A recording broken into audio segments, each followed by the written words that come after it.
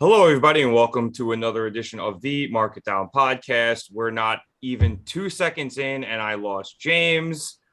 Allow me to introduce myself. My name is Nick Cummings, joined by Danny Hernandez. James Asante was here. I don't know if his cat accidentally just knocked him out of the Zoom, but we'll figure it out as we go. We are clearly winging things as here he is. He should be back in a second. We are here to review AEW's All Out pay-per-view, which I loved, but we'll see how everyone else felt. Hey, there's James's. I'm back. Would your cat knock you out of the Zoom? I don't want to talk about it, but that's fine. Anyway, we start in the not so obvious place of the opening match, which was the casino ladder match. I'm not really entirely sure how to do this because the match itself was really good, and I do want to talk about it. But I want to put this on the record right now. Danny and I are going to argue about this entire fucking. I mean, I've got points too. I know, but I'm gonna have feelings. As is tradition when we do these post pay-per-view matches, I've had a few, and I really, really like the pay-per-view because alcohol makes wrestling better, but these guys haven't. So I digress. You don't know me, man. Yeah, weed makes everything better, but some things there's no drug to fix. Sobriety makes everything great. I'm not going to argue. Yeah, tell that to your favorite wrestler, okay? See, we're already arguing, and we're not even about at the wrestling yet. But I think what we're going to do here is, like I said, we're doing this on the fly. We will talk about the casino ladder match itself in a moment, but I'm going to just jump to the end of the actual match because it was rather abrupt and really doesn't have anything to do with the actual wrestling itself, where a bunch of masked men, who I jokingly said the creepers were back, and also, once again, thank you for everybody who followed along on Twitter. I appreciate you. But a bunch of masked men came out, basically kicked the shit out of everybody who was in the match. One of them climbed to the top of the ladder, retrieved the poker chip, and then the Joker was announced. And by announced, I mean he was just announced as the Joker. The masked men were revealed to be Stokely Hathaway, who was the man who climbed the ladder and retrieved the chip. And we had a bunch of other assorted people. I think I saw W. Morrissey was in there, the Ass Boys. Ethan Page. Thank you. That's who I was looking for. And there was a few other people, but I didn't really see all of them. Lee Moriarty was the last one. Right. Thank you. Yes. The Joker comes out to the Rolling Stones Sympathy for the Devil, which was just chef's kiss awesome. I wonder how much they had to pay for that, but it was really, really cool. The devil himself literally comes down, retrieves the chip from Stokely, the bell rings, he wins the match and refuses to reveal himself. And then we get to the main event. Now, guys, since, like I said, we're doing this on the fly, do you want to talk about the match itself before we talk about the end? Or do we just talk about the post-match stuff? Are we talking about the main event? Yes, the main event. No, we got to give the main event its due. It's a story. Yeah, so let us discuss the main event. CM Punk obviously comes out first in really cool long boys with the Chicago flag on them. I really, really like those. And now my fucking notes froze. Everything is freezing on me tonight. It's a fucking shit show. Let's go. But this match was really, really, really, really good. The crowd at the beginning was very obviously it being in Chicago. And I'm, just coincidentally wearing a Punk shirt and a Chicago Bulls hat. That's how I dressed today. But didn't play the result. Didn't have my Cincinnati Bengals jersey waiting in case Mox won. Definitely didn't happen.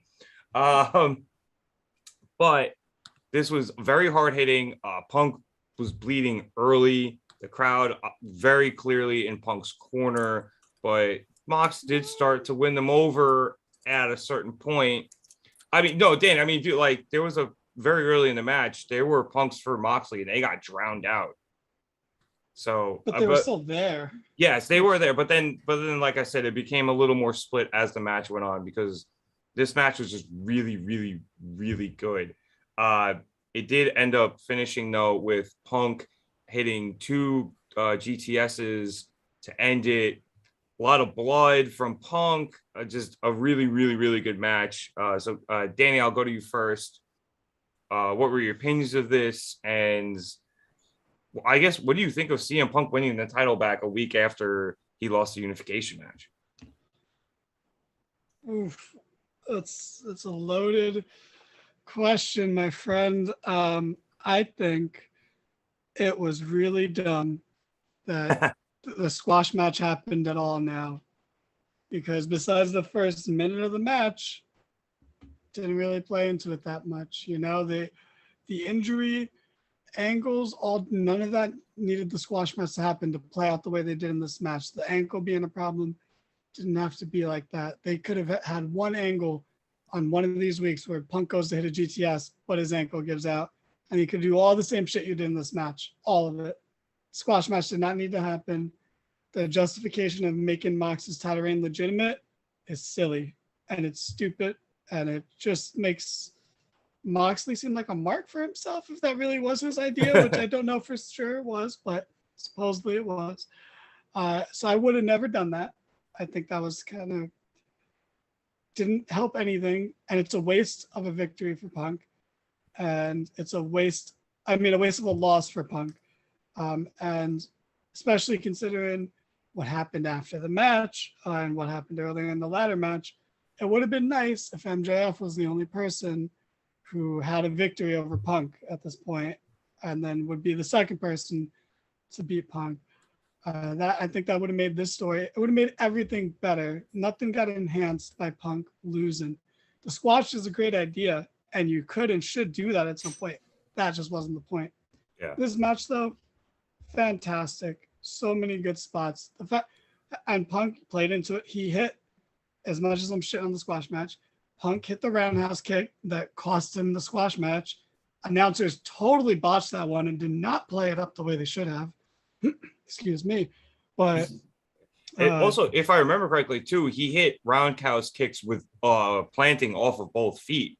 I think the first one he planted on the other foot, and then later in the match he planted on the foot that was broken and cost him the squash match. So I found that interesting.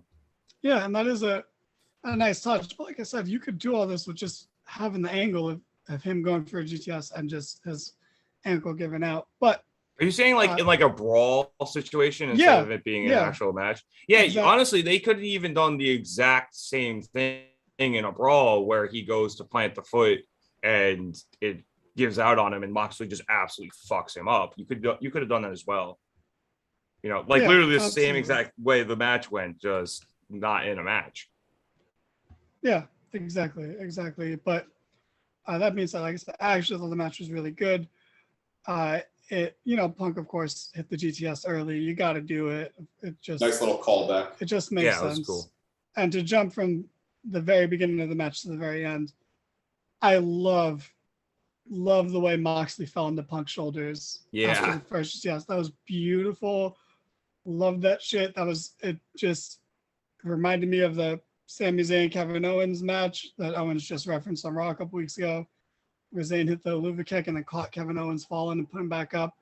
Like, it was a very nice touch. I do think the crowd was not as hot for this as they would have been if the squash match didn't happen, because I think that left a sour taste in a lot of people's mouths, not just me, not just Eric, not just, I think, Chad. I don't remember how Chad felt about it. I'm just going to say he did because I need the numbers right now. But I think that they turned some fans off, even the Chicago fans, where it's like, oh, well, it just made it devalued Punk a little bit in some people's eyes. The same way Liv Morgan's shitty finish to the Ronda Rousey match has derailed her babyface run completely, when she was a red hot babyface when she cashed in. Like, things like that do matter sometimes, and they do affect the way fans perceive you.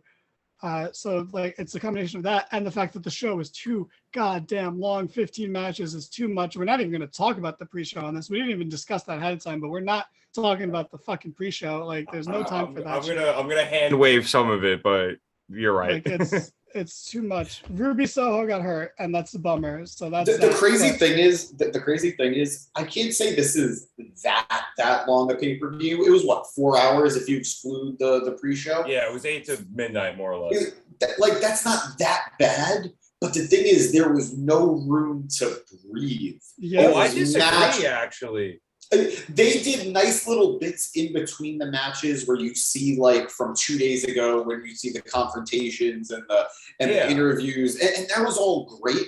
But even then, they did such a good job actually of making it feel important that even that wasn't something I wanted to miss. And when you have 15 matches on a 4-hour card, it's a lot. And don't get me wrong, I enjoyed this pay-per-view from beginning to end. I think there was maybe only 1 or 2 duds for me. But it was a good show, but I'm exhausted, especially on a weekend where they had WWE had a pay-per-view yesterday, NXT had a pay-per-view earlier today. I'm tired. I am tired. Like I felt for the Chicago crowd, and I felt for certain performers later in the show who were putting on great performances, but the crowd just, you can see, didn't have the energy to react. They rallied for CM Punk in Chicago, of course. Of course they did. But I think the universe would have imploded if they didn't have a little bit of energy for it. Yeah. But I do agree with Danny. It's a long night. I mean, granted, if you watch NXT, that's your fault. Like, what the fuck? That's not a real thing. Oh, but man, anyway, real shot at Nick there. He's not even the NXT guy. That's Chad. Yeah, well, because it was World Collide. It was Chad and Nick colliding quite literally. Nick was the UK guy. It was Chad and Nick, the 2 NXT fans, and Nick, the only NXT UK fan. At least stateside. James, you're not. You know enough because you're cultured and well educated in terms of wrestling and stuff. You just know, but you're not. Like, come on. But anyway, the crowd was too tired. You could feel it. Like they were loud, but this was nothing. Bro, like we've had way louder crowds. It's true. We've had way louder Chicago crowds, and we've just had way louder crowds in general. And they were louder earlier in the night as well. Yeah, the Acclaim got the best pop of the night. And you know what? I was gonna wait till we got to them to talk about it, but here we go. The Acclaim were the most over people on the show, way bigger pop than Punk. And Caster, he knows. So I'm not really giving him advice because he knows, but like you gotta mention that in one of your raps or even just in a promo. You guys got a bigger pop than CM Punk in Chicago. Oh, he will on Wednesday. That's a big deal. But like I said, match was great. The ending was good, but it just makes why did what happened 2 weeks ago happen? They didn't make that make sense. That's disappointing. And the reveal after was great for one reason and one reason only, and it's because we did talk about what happened after the match, right? We didn't say it. We're just strictly discussing the match. But you got to hold off. I want to make one point about what you guys are saying about the time and everything, because I think you're right. Like these pay-per-views with AEW are very long, and I agree. And with the pre-show, especially just considering the live crowd, it's a 5-hour show. That's really long. I do agree. I just think, James, between, and I know we don't like to compare companies, but it's very difficult not to. WWE pay-per-views, when they have their shows, they have commercials in the pay-per-view, and AEW does not. So I think, at least just in terms of letting matches breathe, the little vignettes and the backstage interviews, some of them like they reran from Rampage or other shows, it allowed them to breathe without throwing a commercial in there. Now, granted, I think you're right. If I got to go up and hit the head or grab a beer or food or whatever, I don't necessarily want to miss those things, especially if they're new or I didn't see them on Rampage because it was Friday night and I didn't watch Rampage. But at least they did something in between the matches as opposed to previous pay-per-views where they just, ran the next match and it was 20 seconds later. So I give him a little bit of credit there. It's definitely an improvement, but overall, it doesn't really fix the problem at hand. Don't get me wrong. I understand that AEW has a lot of stars and they need to service a lot of stars and a lot of storylines. That makes sense to me. The problem is some of this didn't feel necessary. We're not going to get into the matches, but I'll say it like a match like Ricky Starks versus Powerhouse Hobbs, that could have been a Dynamite feud. Yeah. It's not fair to those guys, but given what this match was, it could have been a Dynamite feud. House of Black and like a big time Dynamite feud too. Like that could have been like a main event absolutely type of thing on Dynamite. I disagree and agree at the same time, because you said the match they had, it could have been a Dynamite feud, and that part I agree with. But feud wise, this deserves to be on the pay-per-view. Oh, but how it turned out, I think so. It should have just been on Dynamite. I'll continue too. I'll even take out a match that I enjoyed, but what's the point?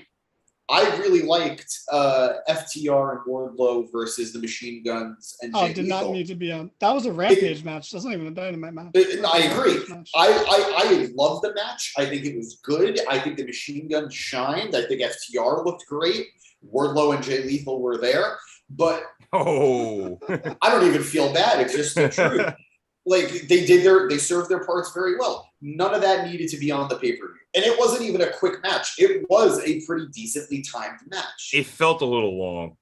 So, long, decently timed, it wasn't short. So that's something that could have been on regular TV. So I think AEW just needs to figure out their scheduling and decide, are there going to be pay-per-views where I don't have certain stars? It's going to suck if you're a fan of these guys. It's going to suck if you're one of those guys. But overall, you need to take a little bit of a break. But sticking to the stuff at hand, because we have a long show to cover, I will say I think the Punk Mox match was great. I think it was. I think I would have loved this match way more if the squash match didn't happen. And it's not fair to this match, but the build, of course, affects how you perceive the match. And it almost felt predictable. And I don't know. I don't know how I feel. It was weird to see Punk bleed and not Mox bleeding. Like we're in Bizarro for like the first time in the last 8 months, Mox didn't bleed. This was a brilliant story told between two of the best going at it today. Punk is, he's a master storyteller, and Moxley, I think, is the best he's ever been. So, 100% agreed. Great match between these two. I can't say I would have changed anything. Mox knew how to play this crowd. It felt very much like Cena at the Hammerstein at ECW One Night Stand. He knew how to react to the crowd. He knew how the crowd would react to him. It was great. And yeah, I just want to talk about the after stuff. I know we're going to get there in a second. I just want to say two things. One, I agree with you about Mox. It's really nice with not just Mox, but I feel like the whole Blackpool Combat Club in general, they're not necessarily heels or faces, depending on what you need them to be. Because you can just throw them into anything because they're just fighters.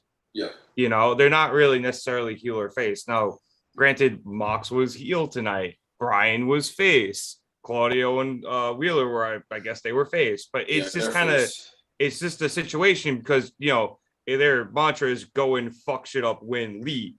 So you can easily play that dynamic however you need to. And I just wanted to wrap one thing up on the time thing.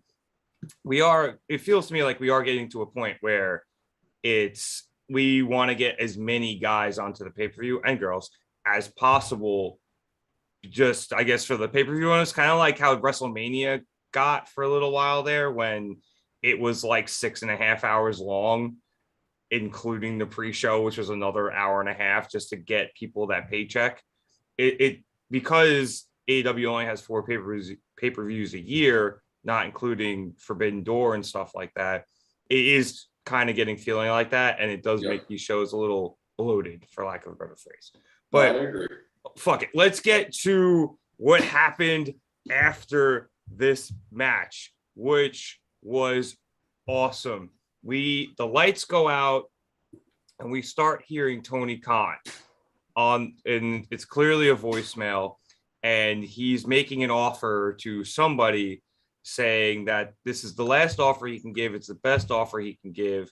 He gives him a bleeped out amount of money, which they didn't mention, which I thought was clever. And he says, I will guarantee you a spot in the casino ladder match, and this is it, or else you can't come back. And we are shown who the devil finally is. He takes the mask off backwards, but then he puts on the telltale scarf, and it's MJF. And he comes out and gets a huge pop considering they were in Chicago, and MJF chants. And now MJF is clearly he won the fucking match.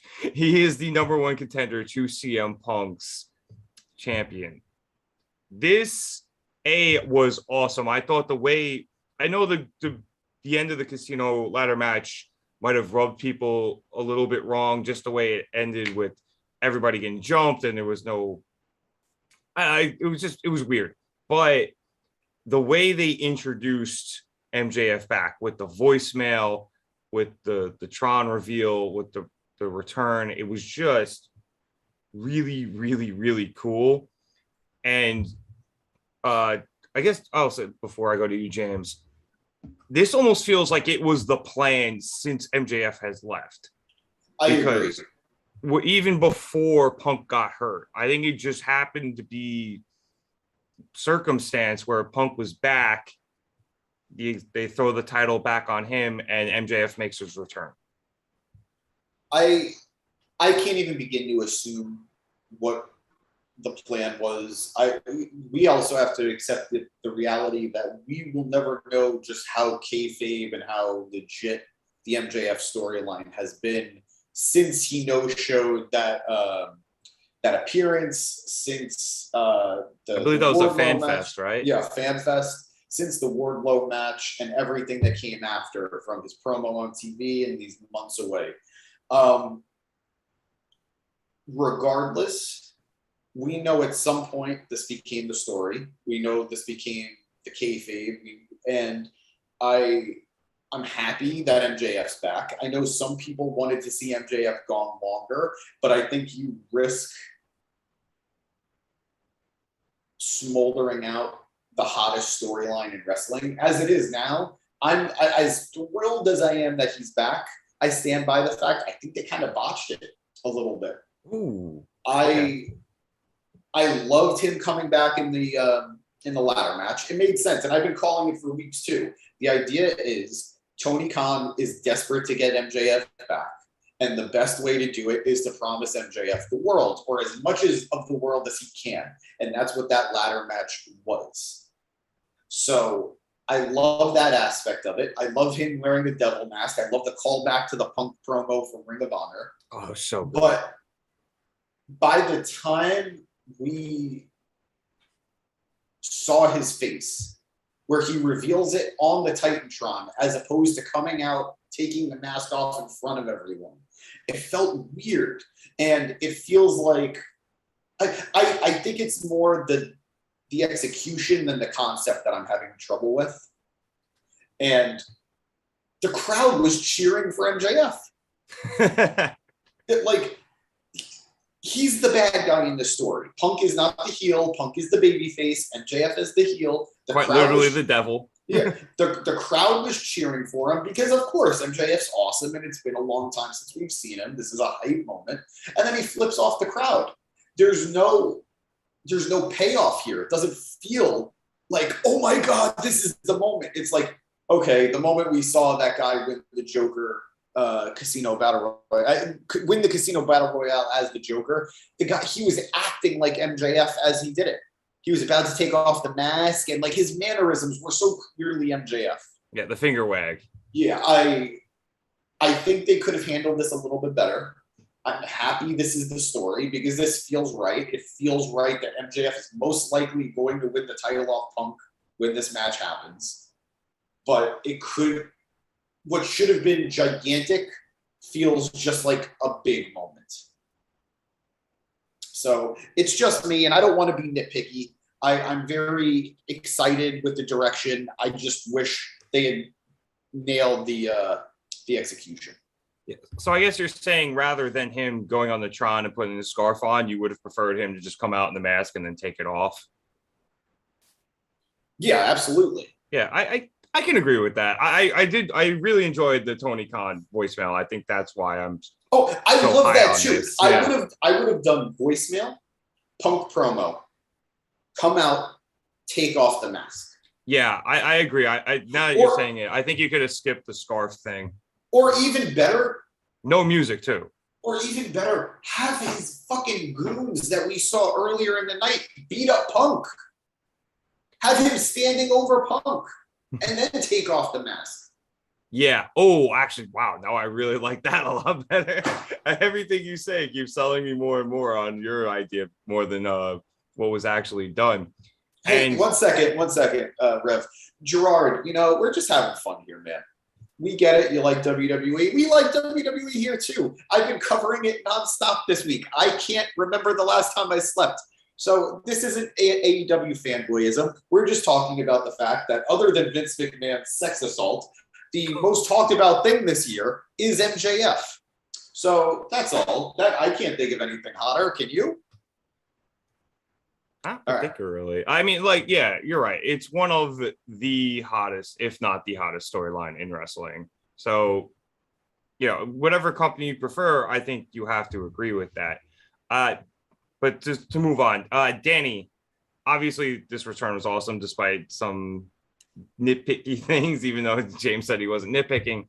But I didn't want to. I know. Well, but I think you were right. I think you made some really good points. Yeah, do it, Danny says, trying to throw the anarchy back into the show.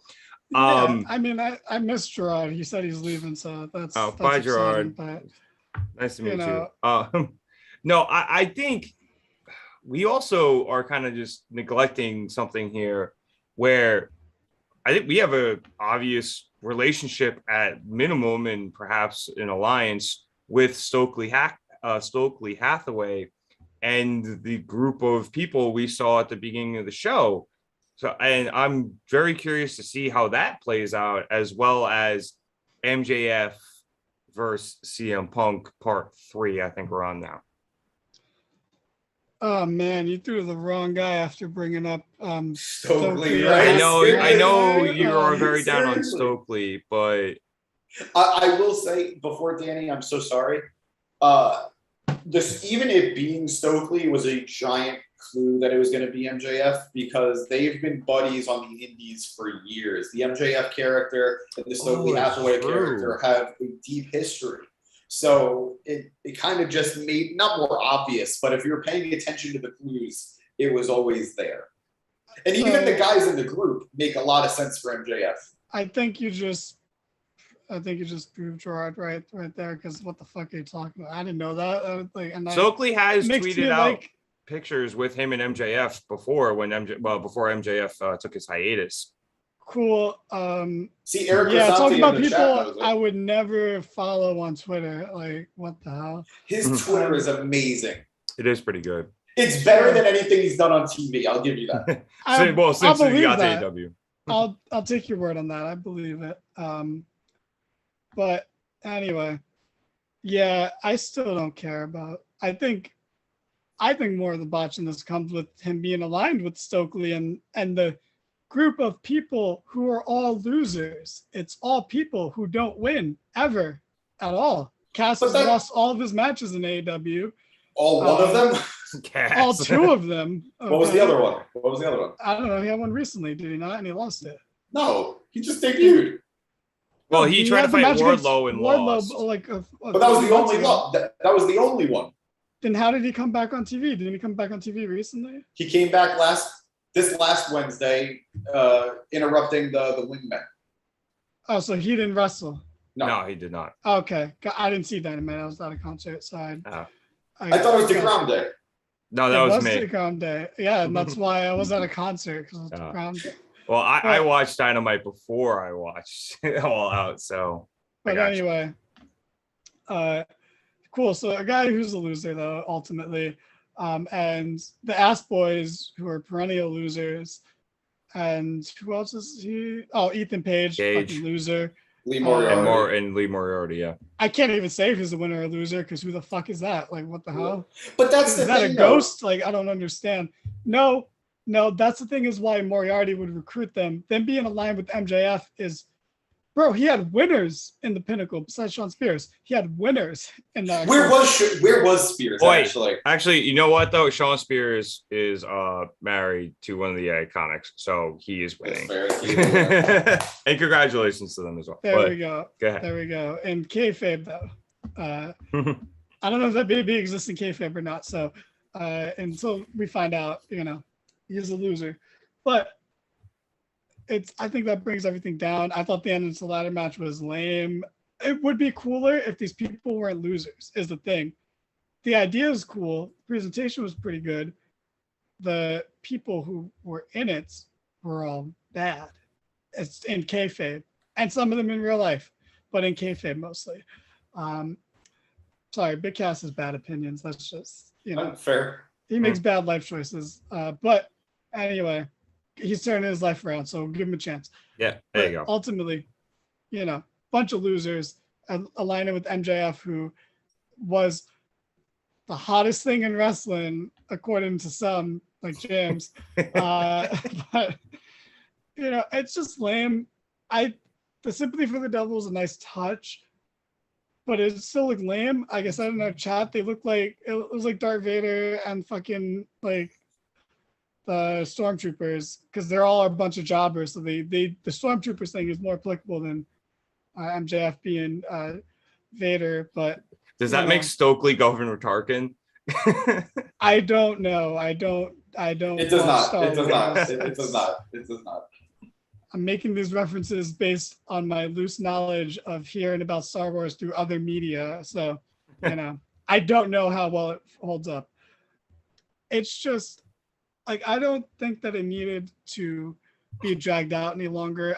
You could have kept MJF off TV longer, and I would have been fine with that.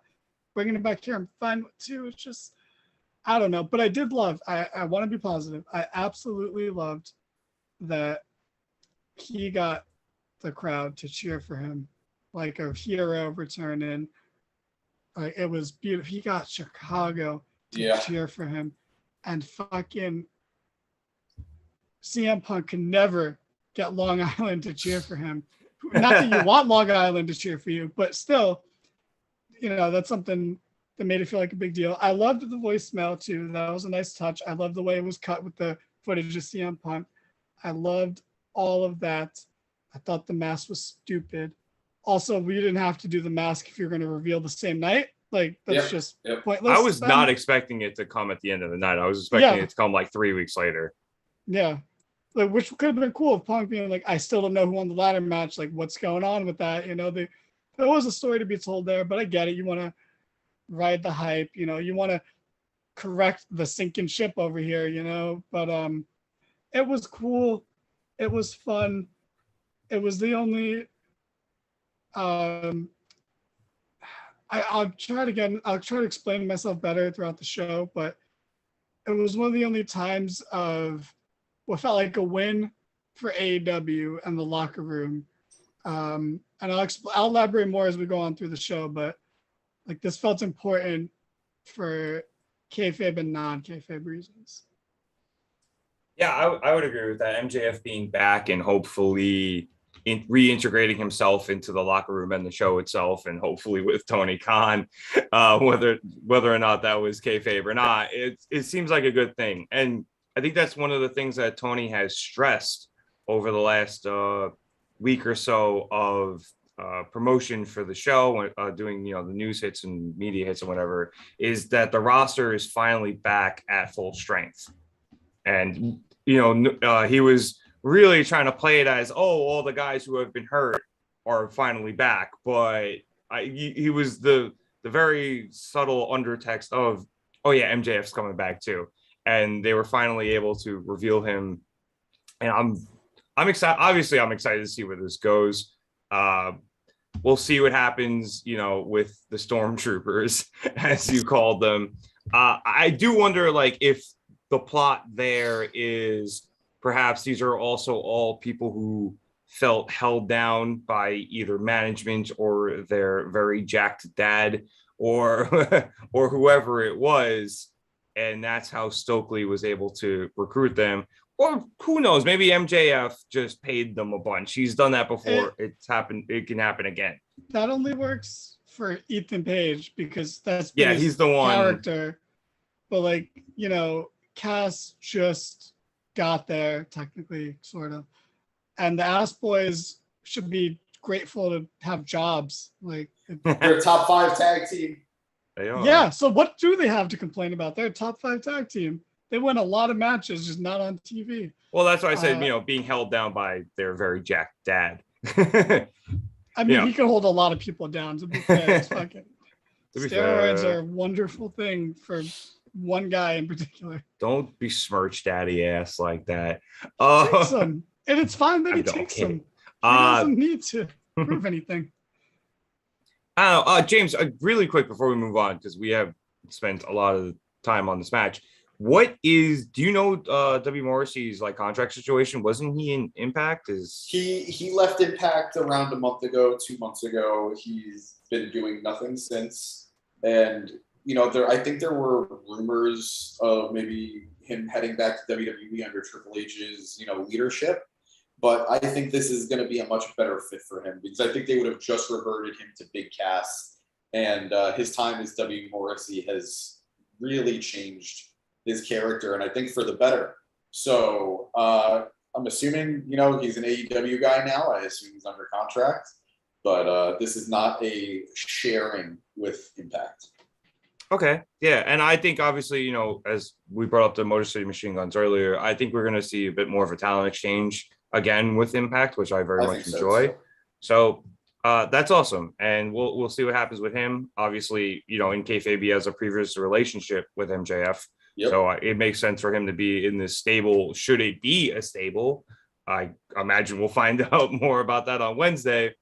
But we do have to move on. As cool as this was, and obviously it's going to dominate the headlines, there was more to this show. And Danny, despite the fact that you didn't want to talk about it, I am going to gloss over very quickly the pre-show, just because I did enjoy a couple of things. I didn't really catch a AAA mixed tag match, unfortunately. I was trying to finish up Dynamite, so I knew everything that was going on. The Kip Sabian match versus Pac, unfortunately, I fell a little flat, which I thought kind of sucked because I thought Kip Sabian deserved a bit better upon his return.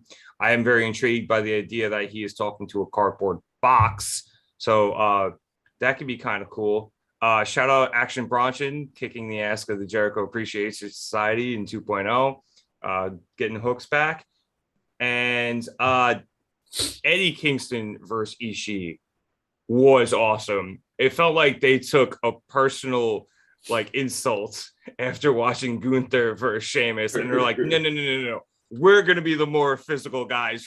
Fuck you, and they beat the ever living hell out of each other. So if you weren't able to catch the pre-show, I highly recommend, if you're gonna watch anything out of that, going back to watch that match. It literally slapped. Also, too, Orange Cassidy more or less challenged Pac for the All Atlantic Championship. So that's as much as he could, right? Yeah. As much as somebody like he could. Challenged, aka walked out and pissed him off. So, all right, we now, I guess, come back to the actual match of the Casino Ladder match. This is really cool. I enjoy the dynamics of all the different faction members being in it. Pretty much everyone was paired off with somebody. You had Claudio and Wheeler. You had the Lucha Brothers together. You had the two members of Rush and Andrade, from LIJ. I know they're not LIJ anymore, but it's too late for me to try to speak Spanish right now. But and so the Lucha Bros. Yeah, I said the Lucha Brothers. Thank you. Oh, you did? But I appreciate you having my back. I honestly really enjoyed this match. There's some really cool spots. I thought Wheeler died when he got freaking he got dropped onto that ladder. That was brutal. That was brutal. I literally put an F in the chat for him. Like it was rough. So Danny, since James has to step aside for a second, I'll go to you just to quickly recap this match. Up until I guess the end there. It was a fun match. I thought there was some really cool spots. The Lucha Brothers had some really nice spots against Andrade and Rush where they took them both out at the same time. And it was just like I said, it was just fun. I agree. It was fun. Ladders are cool. yeah. It's hard to have a bad ladder match. You know, I think you have to work hard to have a bad ladder match, honestly. But it was fun. It's like I was down in the ending, so it's hard to like talk too fondly about this match. But you know, that being said, it was cool. I wish the people in it felt credible because none of them did, and that pains me to say because I love Claudio, but and no one else in the match. Oh, that's depressing. But I mean, I like Wheeler Yuta, and I like. I would say perhaps more credible because I feel like Rey Fenix is one of, at least in my opinion, he's one of the best wrestlers on the planet, and he's not I think a credible threat to a title. He's not a credible threat to win. I don't think. I think he's a credible threat to get to know or win a match to get a title match, but I don't think. Yeah, but he's a credible threat to win matches at the moment. And that brings into what is going to be one of my reoccurring points of this show is that a lot of your homegrown talent and at some point or another, some of your most over talent have been not watered down, but they've just been beaten so much that it's hard to see them as anything more. And I don't think Phoenix has ever reached the height of popularity of people I'm going to talk about later in the show. But, he's one of those guys that when the company started, I could have easily seen him as a TNT champion or, a believable contender for the title. And Penta especially because Phoenix is better in the ring, but Penta always feels bigger, like a bigger star, like a bigger deal.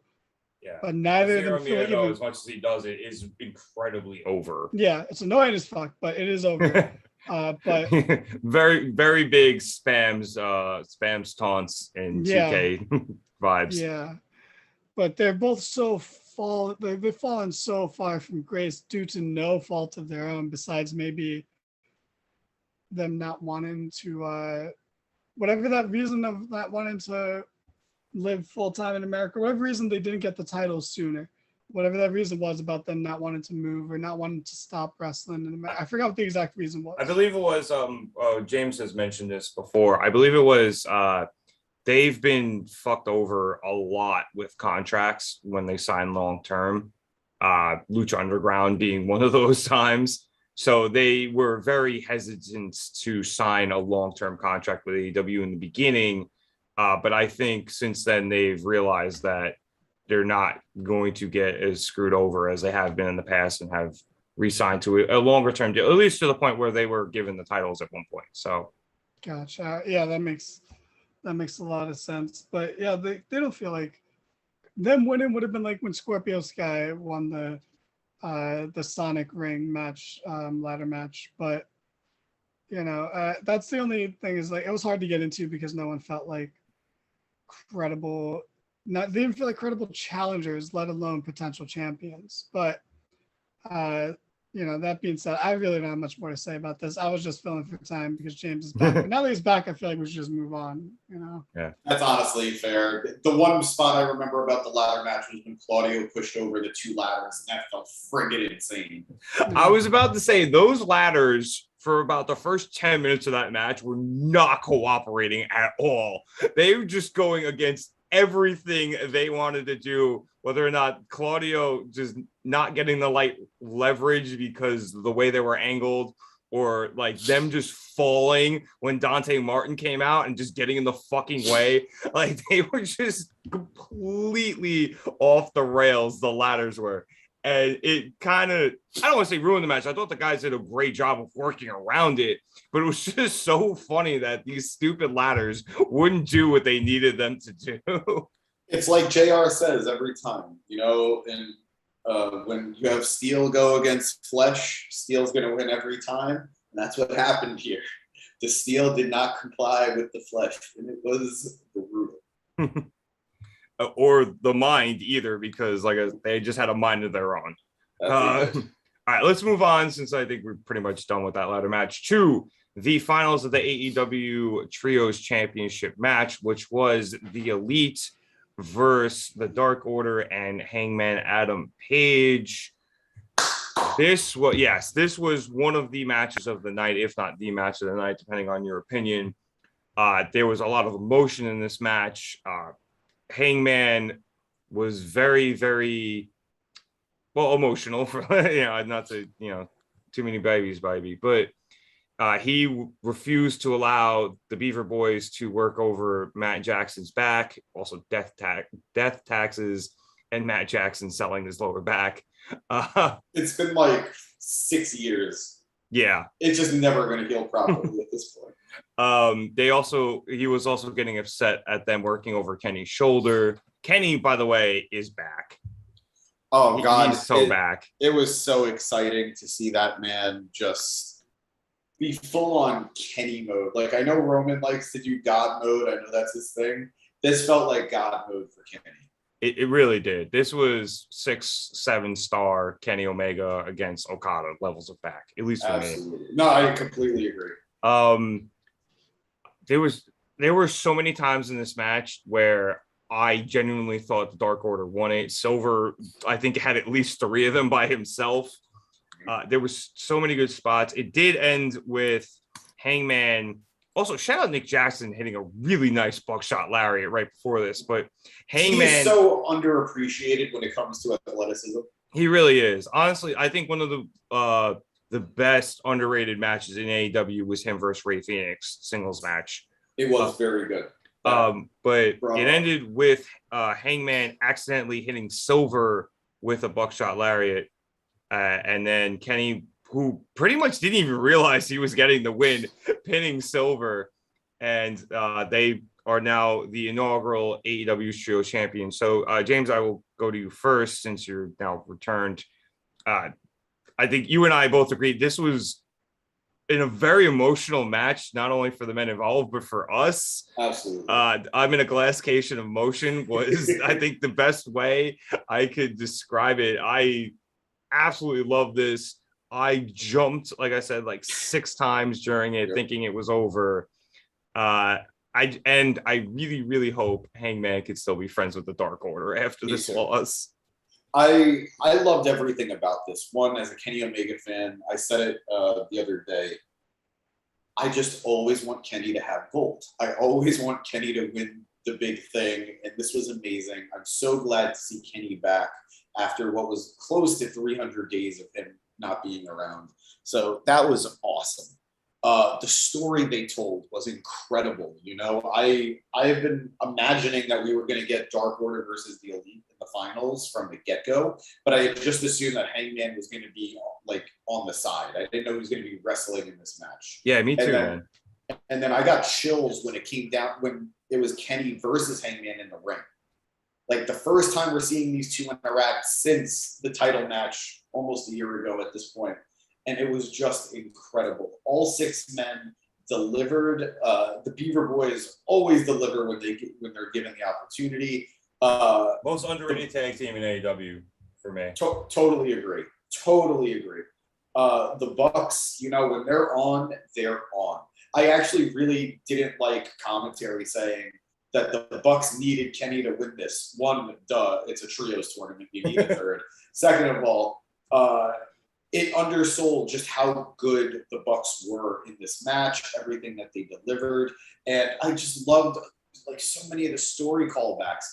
Hangman going for the buckshot lariat on Kenny, and this time Matt stopping him. I love that. And, I didn't get my one-winged angel, but how cool was it to see John Silver just completely reverse it and almost get like that was like a 2.99999. I stood. I thought he won. I thought he won too. So I was pissed. Knox pulled that. Fuck him. I loved it. I hope this story of Hangman and Dark Order, because as much as I love Hangman interacting with the Elite, I think that's coming. But I want to make sure Hangman and the Dark Order are okay. They shouldn't be mad at him. It was an accident. You know, it's kind of on Silver for letting Kenny go in the first place. So I hope things are okay there. But this storyline just continues to be captivating. We're multiple years into this storyline at this point in terms of AEW. So I love that it's continuing even in small, subtle ways. And I hope my big concern moving forward is now that they've crowned the trios champions, now that it's the Elite, it's not just going to be one of those things that those titles sort of just sit on the side until they lose them to whoever. I want the trios title to be featured regularly. I've seen it in other companies where those belts are treated as worse than afterthoughts. So I have faith in the Elite. I have faith in AEW. Yeah, trios titles anywhere. Ring of Honor did a terrible job with it. Yeah. New Japan's not great. Jesus Christ! I know those aren't IWGPs, right? Those are. No, they are. Oh, isn't there another one? The Neverweight or the open weight or whatever the hell they are. It is, but that is still like New Japan belts. Yeah. Yeah. No, I know they were New Japan belts. I just meant they weren't dubbed as IWGP triple. Oh, I get. Yeah, no, you're right. You are right. Hey, Lucha Underground had a good trios titles. And look what it did. It killed the company. Oh, Son of Havoc, man. What about you, Danny?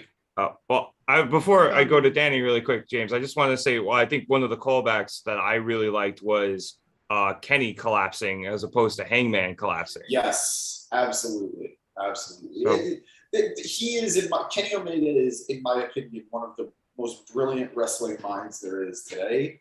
And I think he knows how to tell an excellent story and have obviously an excellent match. I can't remember the last trios match that I've loved as much as I've loved this one.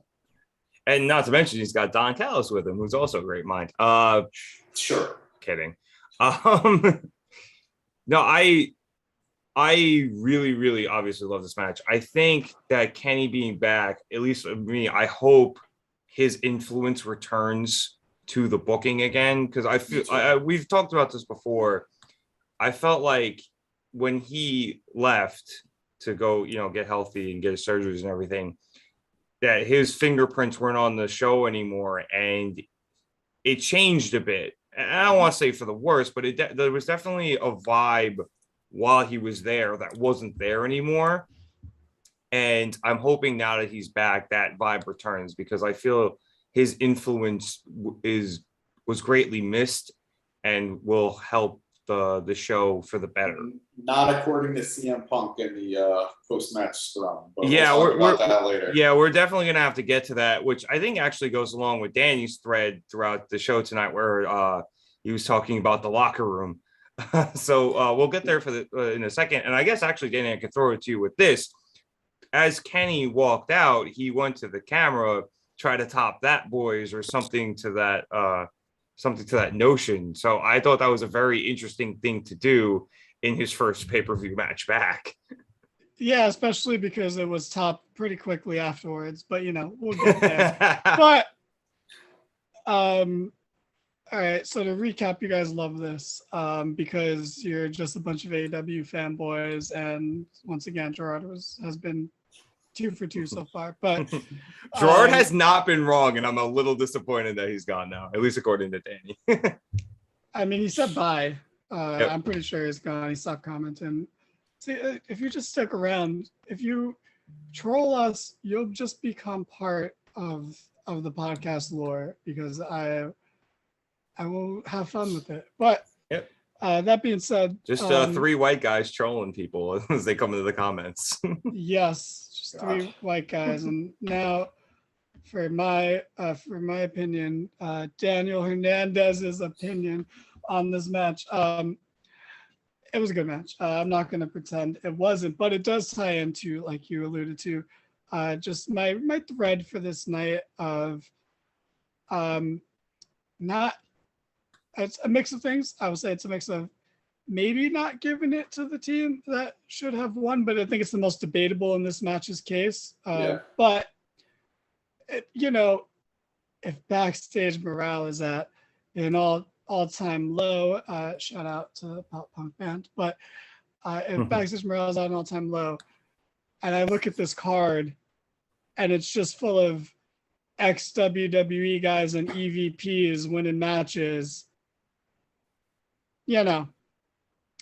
that's very interesting. And the only non-ex-WWE or EVP guy that's winning the match is either Jade, whose whole gimmick is being undefeated, so makes sense, or MJF, the guy who threw a temper tantrum to get his way, and be pushed like an ex-WWE guy.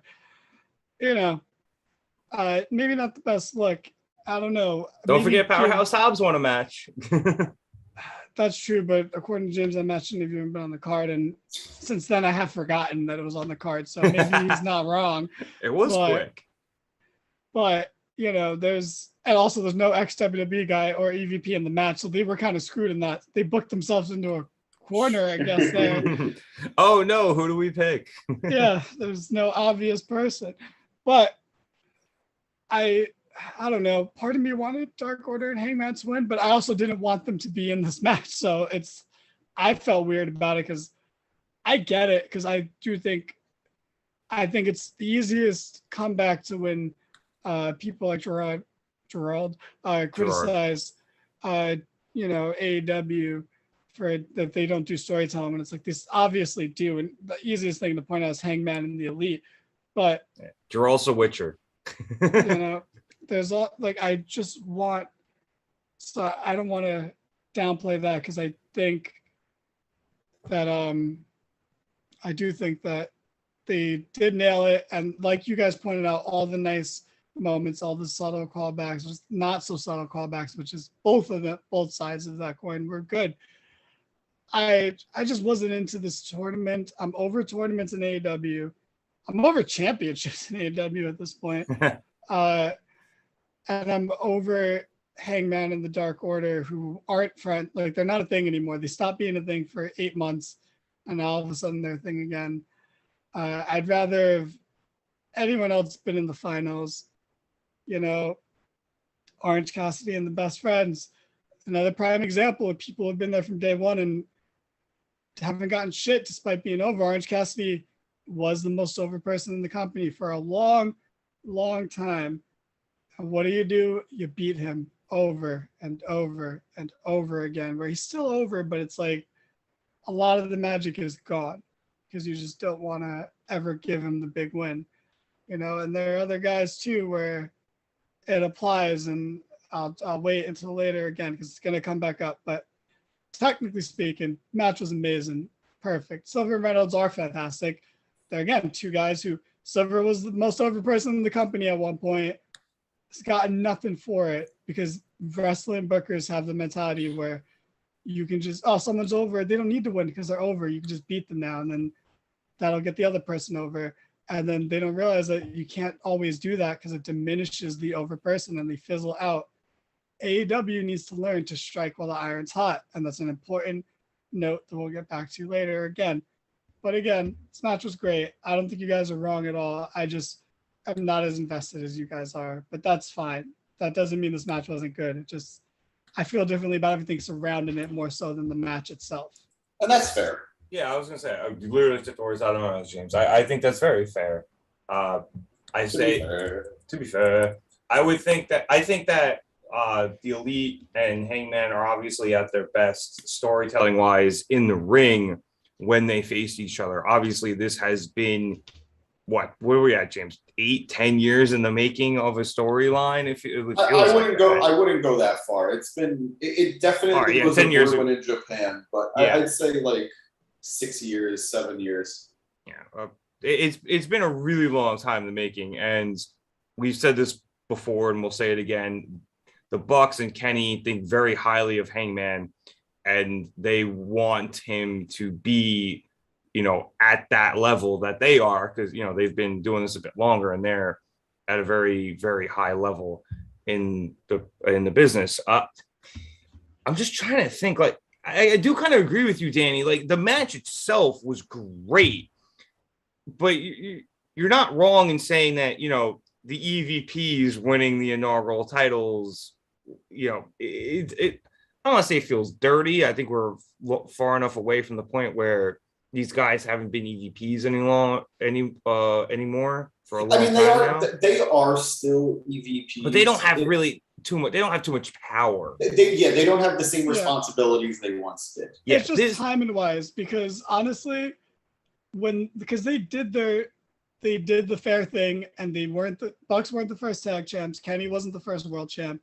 Agreed. But honestly, a good portion of the fan base thought those were mistakes because, Jericho turned out to be a great first world champ, but that was always a smart move for me.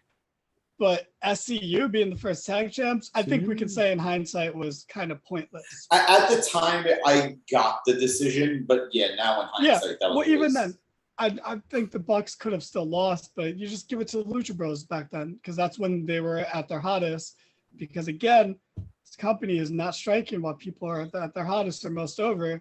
And now it's been 3 years where it's like, you could say it's actually like a consistent thing. So I do think they don't have to like not win just because the EVPs, but just the timing when there's so much supposed, but clearly very obviously real turmoil backstage. That's why, like, and then it just made the whole thing predictable, especially because Tony Khan said, I'm not going to introduce the trios titles till Kenny comes back. So it's like, so because they're going to win the titles. Yeah. There's just so many ways. I think if you just had Hangman and the Dark Order win, it's still a bit of, I guess, nepotism, for lack of a better term, but, it's more acceptable because it's Silver and Reynolds finally getting something. But yeah, and given the Dark Order or something for the first time since, Brody. Ever, really. Yeah, well, since Brody, he had the TNT title, but, a non-Brody member of the Dark Order getting a title would have been really, really cool. And I would have been more than okay with Hangman just being like, nah, Freebird, the titles, I don't even really want to be, have them. I just stepped in because I had to, let, Uno and 10 hold the title instead of him. It would have been nice. Or like you said earlier, best friends being the inaugural champs would have been a nice touch. So I do understand your sentiment, but I do also kind of get Kenny's back, give him the title, let them roll with this for a while, because I think I mentioned a few weeks ago, having Kenny and the Bucks do trio matches protects Kenny a bit, when he does fight, and it protects the Bucks a bit too. But not having Kenny going straight back into singles matches and just absolutely destroying his body again is a smart move. And quite frankly, James, to your point earlier about them defending the titles more, I don't know how often that's actually going to happen just because of that fact. I don't need the titles defended every week or every other week, but I want them to be part of storylines. I don't want them to just be belts that are props. Hey, Kenny Omega and the Bucks have belts. We don't need that. We don't need that. Kind of like FTR running around with 3 titles that they never defend or rarely defend. They really don't. Yeah. So I get that. I guess that I would agree with that more than as long as they're in storylines and they're involved in something, and they defend it at least maybe once a month on a Dynamite, or I doubt that. Well, maybe they'll be on Rampage. We'll see. Tony. Apparently, the rumor is now that the roster is at full strength again. They are going to be booking bigger matches on Rampage. Yes, I was quite literally about to say that. So thank you for jumping the gun on me there. But all right, let's move on, because this post show is about to be longer than the show itself. Danny's falling asleep. We had the TBS Championship, Jade Cargill versus Athena. The coolest part of this match was Jade Cargill's She-Hulk attire. It went fairly quickly. Athena came out of the gate really strong, hit her finisher, which I did not know was called the O-Face now, which,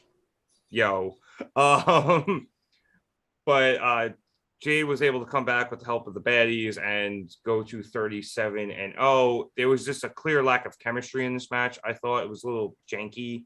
I think I described it as, which sucks because I thought everything they did, I think if it had gone smoothly, would have made for a good match, but it just didn't go smoothly and it kind of took away from it. Shout out to the crowd though, trying to stay into it and doing their best.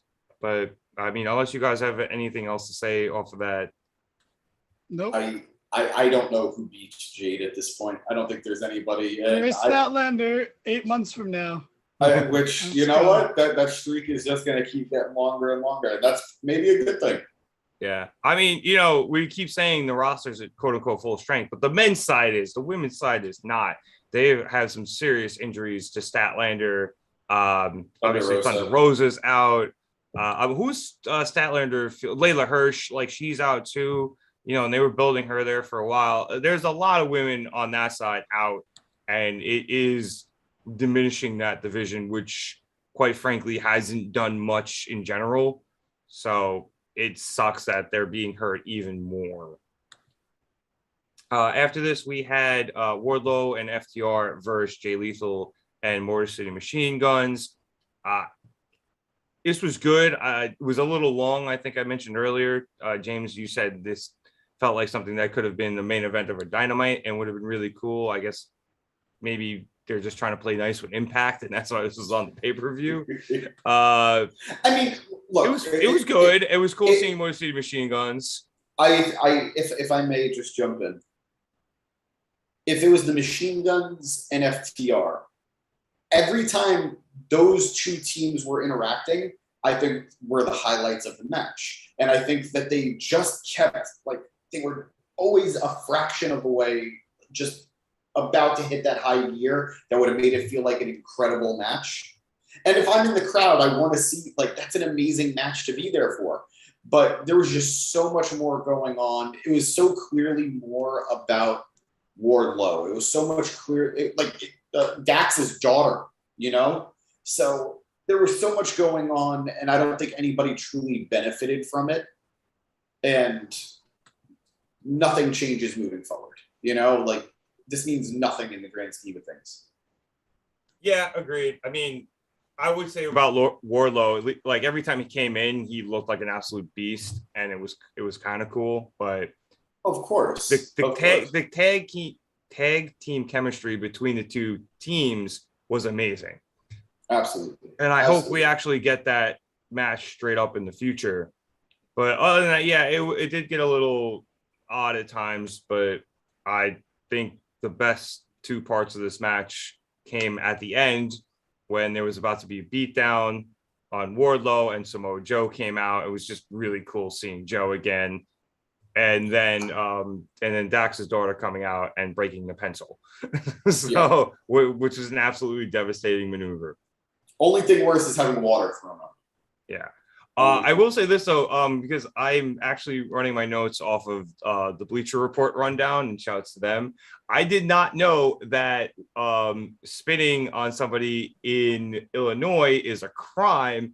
So when Lethal did it, he could have technically been arrested for a misdemeanor. Well, not charged with a misdemeanor, and it carries a fine of up to $2,500. So watch your back, Jay Lethal. Chicago PD is probably looking for you.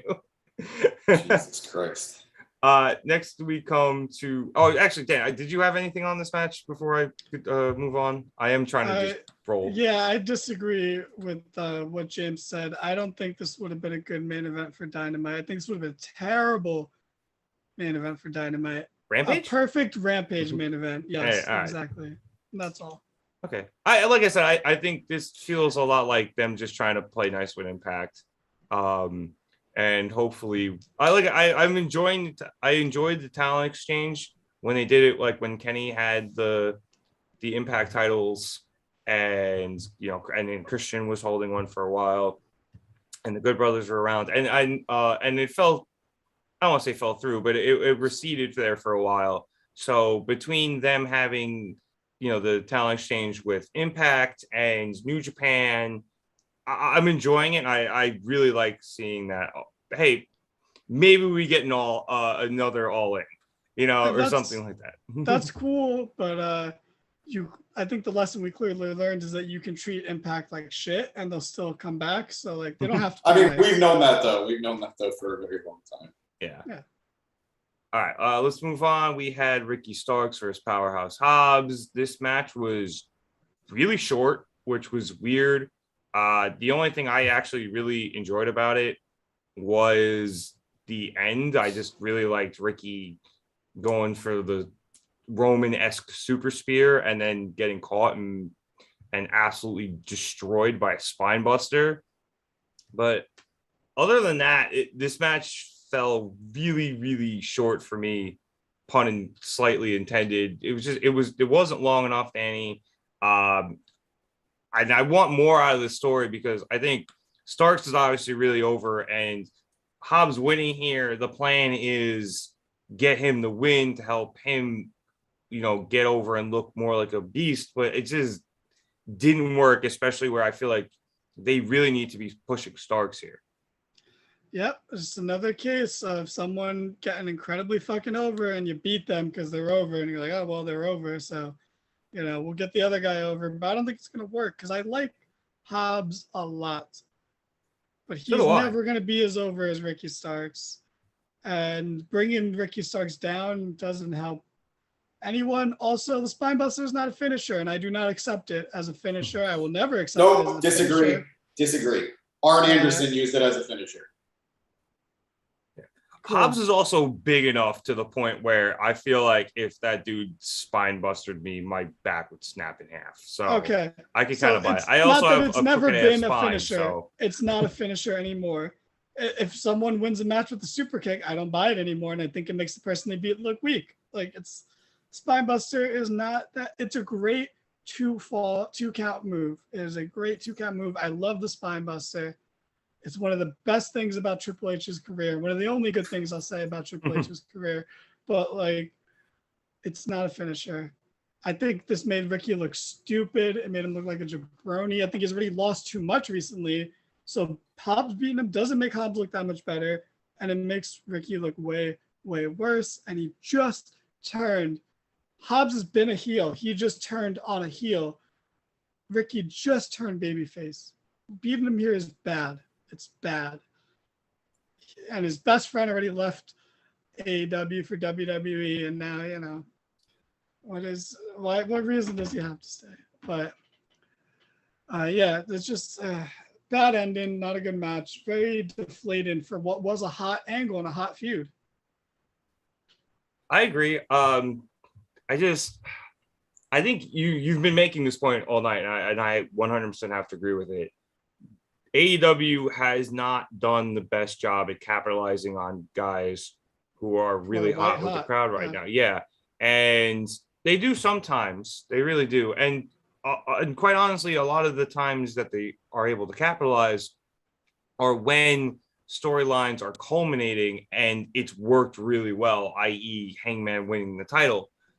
But they don't audible well. I don't know. Because I've been thinking about the Hangman one, and even that one, I think they missed the boat by one pay-per-view. But I get it. You had to have those big debuts all out, and that was worth it. But him in the Dark Order losing that big 10-man tag, I think was really deflating for the story. And it only still worked because, the crowds did a lot of the heavy lifting and still caring when Hangman can't him winning the ladder match as the Joker is not as special as if they won that 10-man tag and then he got the match, Yeah. He already had the match. He lost it. Yeah, that's true. Yeah, and that's fine. He should lose. He should lose, but they shouldn't have lost the 10-man tag. I think that was only misstep in the story. Yeah. Honestly. Yeah. But it wasn't even because of All Out. It was because he had a family. Yeah, he had a kid. Kids ruined everything. I get it. I'm not blaming him for that. It's the kid's fault, not his. But it's life. Jurassic Park. Life finds a way. To get in the way mostly. But poor little Paige just absolutely catching a stray there. Welcome to the real world, kid. Jesus Christ. Yeah, but I agree, Danny, because I think AEW, because they plan things long term, and I think that is a good philosophy to have. They don't audible well. They're like, no, we got to stick to our guns. When it's like, dude, you can do this right now. It's okay. Capitalize while you still can. And I think Tony Khan, as head booker, has been remiss in doing so on multiple occasions. And I think we're going to get to one in a minute, even though I said they should do it on the fly in our group chat. But it's just, there are opportunities missed throughout the history of AEW, in my opinion. And I feel like it's rearing its head more and more and more of late. James, before we do, you have any thoughts on this match and anything we've discussed about Ricky losing? I mean, I agree, but I will say I don't have a problem with Hobbs winning because I know I'm going against Danny here because Danny, I'm literally the point that Danny doesn't like. I think Ricky Starks is such a big star that if you're going to split off Hobbs, you got to give him something. But I think he could have won with the help of the factory. Have Ricky look great, have a good shot at winning, and then QT Marshall or Aaron Solo or whoever just does something to distract him, and that opens it up to Hobbs getting the win. So Hobbs gets the win. Starks doesn't look like a jabroni, but it's too late now with those gloves anyway. So it is what it is. But I agree. This was a very deflating match. Took up space on the pay-per-view, given how it was. I actually feel like it went short, probably because something earlier in the night went long. But it was a weird match, considering how much heat this feud had going into it. Yeah, that's true. Because obviously we're saying that Starks is very hot right now, and he is, but I think Hobbs was getting a good amount of heat for betraying him. And the fact this was 5 minutes, I think, tops, the way it ended, I don't think it's doing any favors to either of these guys. Perhaps Hobbs, defeating his former friend rather soundly can be beneficial, but it's going to be really difficult for them to work it that way. So we'll see where this goes. Hopefully it improves, but I don't know. I was very disappointed in this. Let's move on now to what Danny has been waiting for the entire time we've been on. Swerve in Our Glory versus the Acclaimed for the AEW Tag Team Championships. As we start all Acclaimed matches, Danny, what were your thoughts on Max Caster's rap? I would give this one an 8.5 out of 10. It's no James's rap, which he's been kind enough to share with me, so I already know that it's fucking phenomenal. But it was really good. You got to give him props for the scissor paper champions line. Also, shout out to Ambien, the best drug.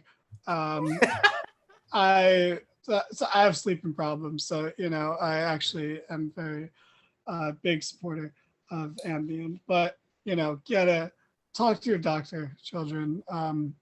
But not children. I have trouble sleeping on airplanes. I wish that was the only problem. But thank you for getting that, James. Shout out to fucking the Trump papers line at the end, which is just funny that I think Caster has just turned face and just flipped his political alignment for his raps completely. He did make a Biden joke the other week, so he's not completely, picking sides here. But good rap, and I'll be honest. Can I? No, it's fine. You can recap the match. No, you do it. I'll run it down really, really quick. This match was obviously phenomenal. The crowd made this match as well. The match itself was phenomenal, but the crowd just being involved and the Acclaimed being so over just made it jumped it from a 98 to 180,000 billion points. Like it was it was just the math checks out there. Yeah, it was so good, to the point where I texted you guys and I said, if Swerve in Our Glory is booked to win this, they should change it on the fly. The claims were looking that good. They were that over. The crowd wanted them to win that much. It would have been such an amazing culminating moment for them. Swerve and Lee did a really good job leaning into the fact that the crowd was completely against them. Swerve was really, really heelish in this match, and I thought he did a great job of it. Lee was just more menacing and didn't play to the crowd at all. And wasn't as heelish as Swerve was, but he did really good playing it too. He did hit the first heel move of the match when he went for the handshake with Caster and then just decked him instead. Oh, that's true. He struck first, honestly, with the heel. I might have missed it because I was probably tweeting about Max's rap. That's fair. It was good. I thought them showing the Rampage interview beforehand, where Swerve mentioned the fact that Bowen's body gives out on him and fails both he and Max, was really smart, because that played into the match a lot with them going after Bowens' knee. I thought Max lifting Keith Lee after a couple of tries was really, really cool. But let's be realistic here. The crowd's chants. Oh my God. You can't scissor chance. Them switching from Oh Bass in His Glory to Oh Scissor Me Daddy was amazing. Them going with Whose House, Daddy's House chants. Just this was, honestly, this felt like, when in England they get the soccer crowds and they just roll everything. This was the closest to, I feel like, a British crowd we've ever gotten in America. Chicago, you outdid yourselves during this. I loved every second of it. Eventually, though, Swerve and Lee are able to win with a combination of a Spirit Bomb and a Swerve Stomp. Afterwards, Keith Lee, in a sign of respect, scissored both Max and Bowens, and I don't know if Daddy Ass got in there or not, but that was the big one that he scissored Daddy Ass. Swerve was seemingly perturbed by this and did not join in and said scissoring. But Danny, I'm going right back to you here. This match was unbelievable, despite the ending, which I'm sure you're going to be really, really pissed about and go off on.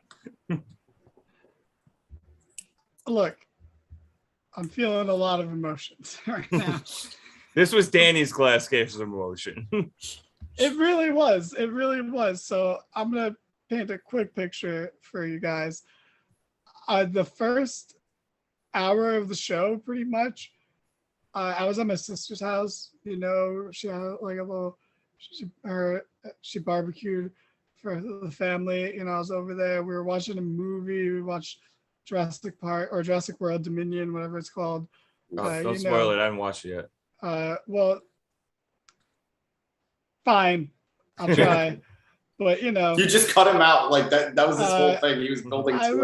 I was, I'm not gonna say it's bad, but it's definitely not, spectacular.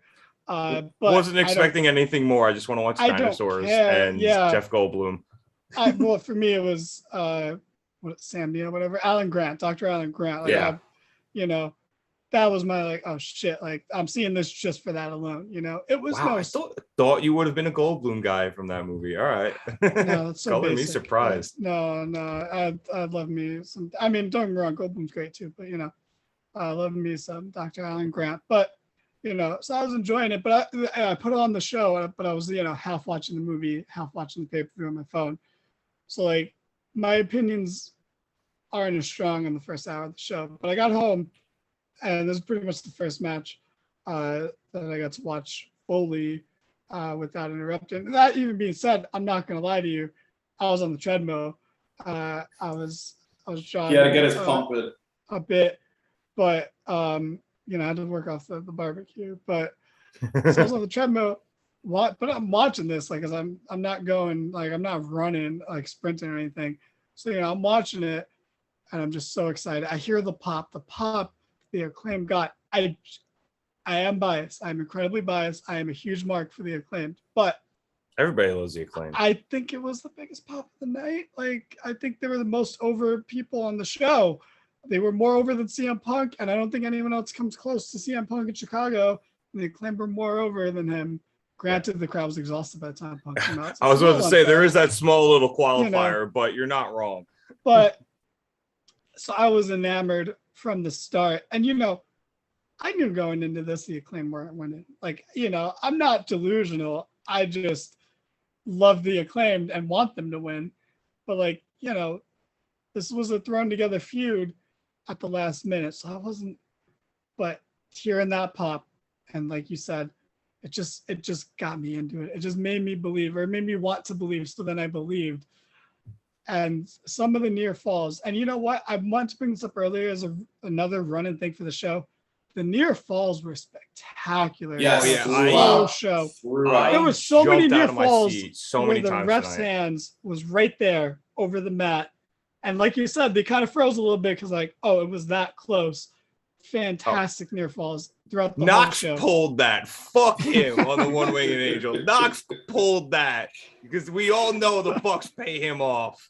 Yeah, but other than that, spectacular, fair near falls throughout the whole show. And a bunch of them were in this match. And like I said, Keith was the first one. Him and Caster facing off, letting Caster get those moments because Caster doesn't get to shine a lot in the ring. Usually it's Bowens that gets to shine. And you know what? To be fair, Bowens is better than Caster in the ring.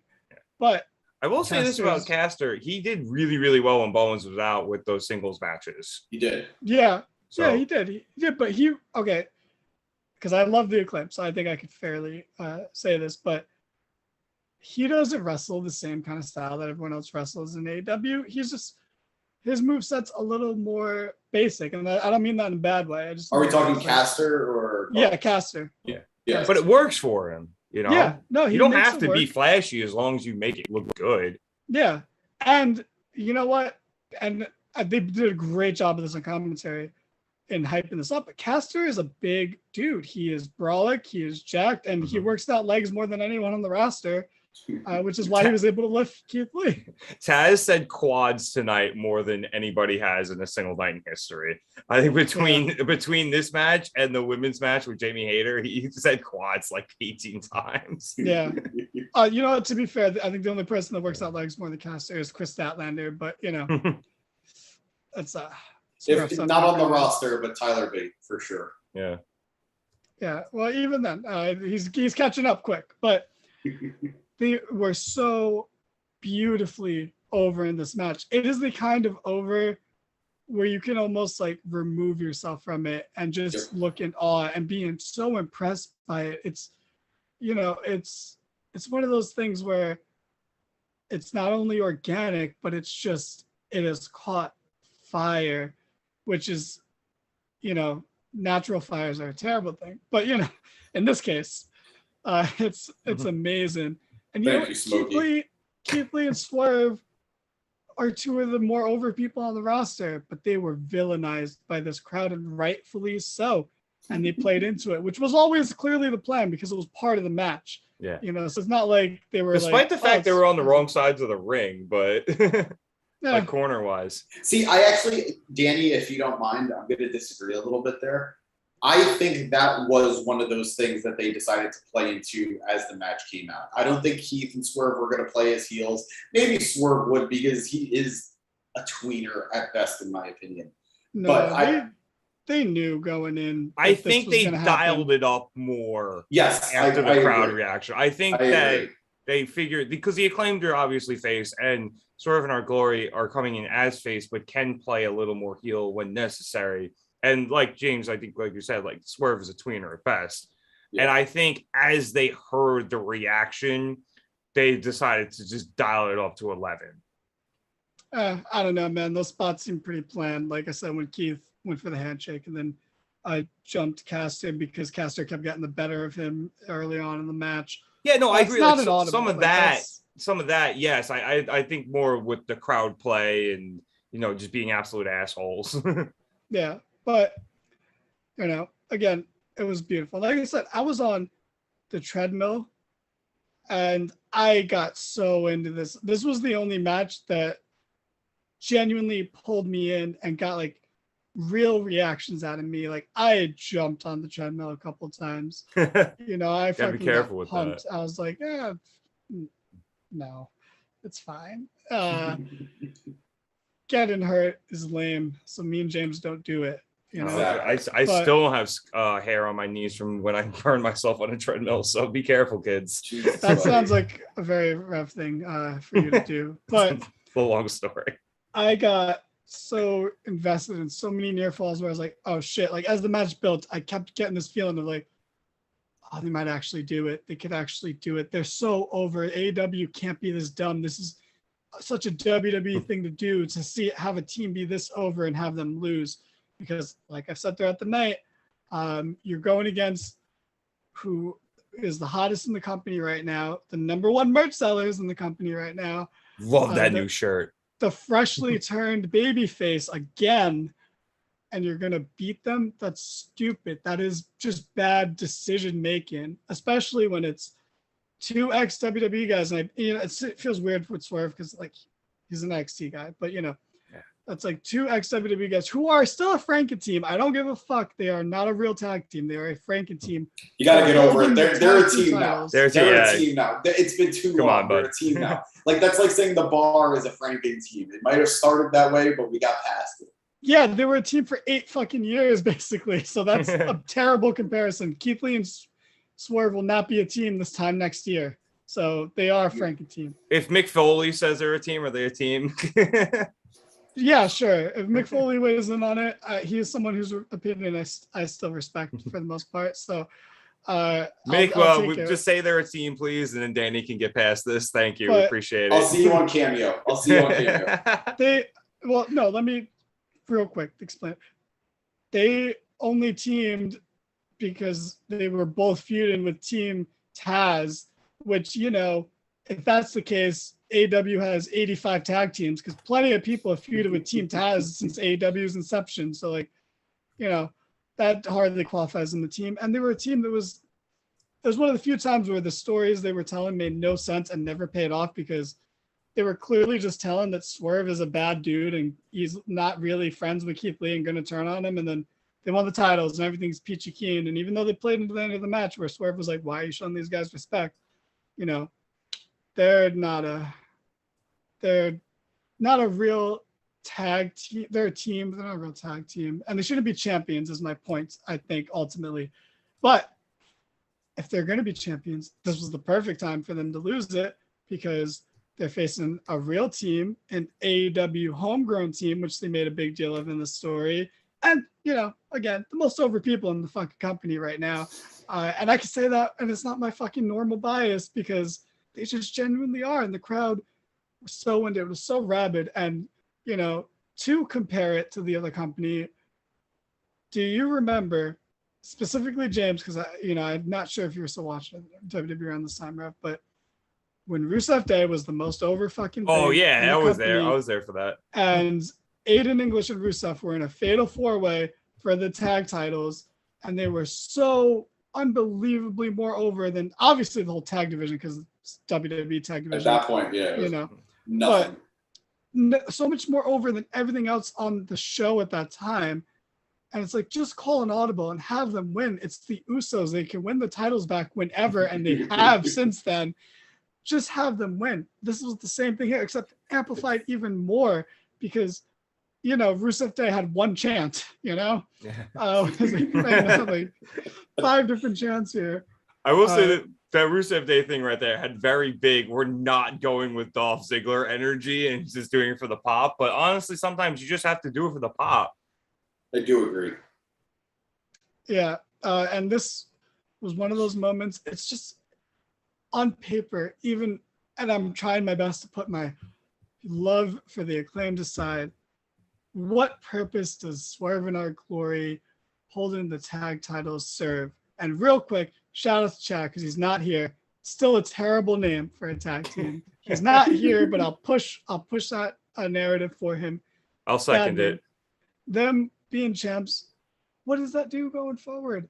If the Acclaimed wins, oh my God, you just get this amazing warm feeling. The crowd is electric. You send them, they could have left there. They would have gone home happy. I would have turned off the show and been like, this is the best pay-per-view of the year. I don't need to see anything else. You almost did. I did almost. Yeah, regardless, I was going to turn off the show after this match. But, I would have left happy.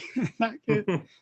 But ultimately, I can say that the match was, besides the wrong team winning, the match was fucking perfect.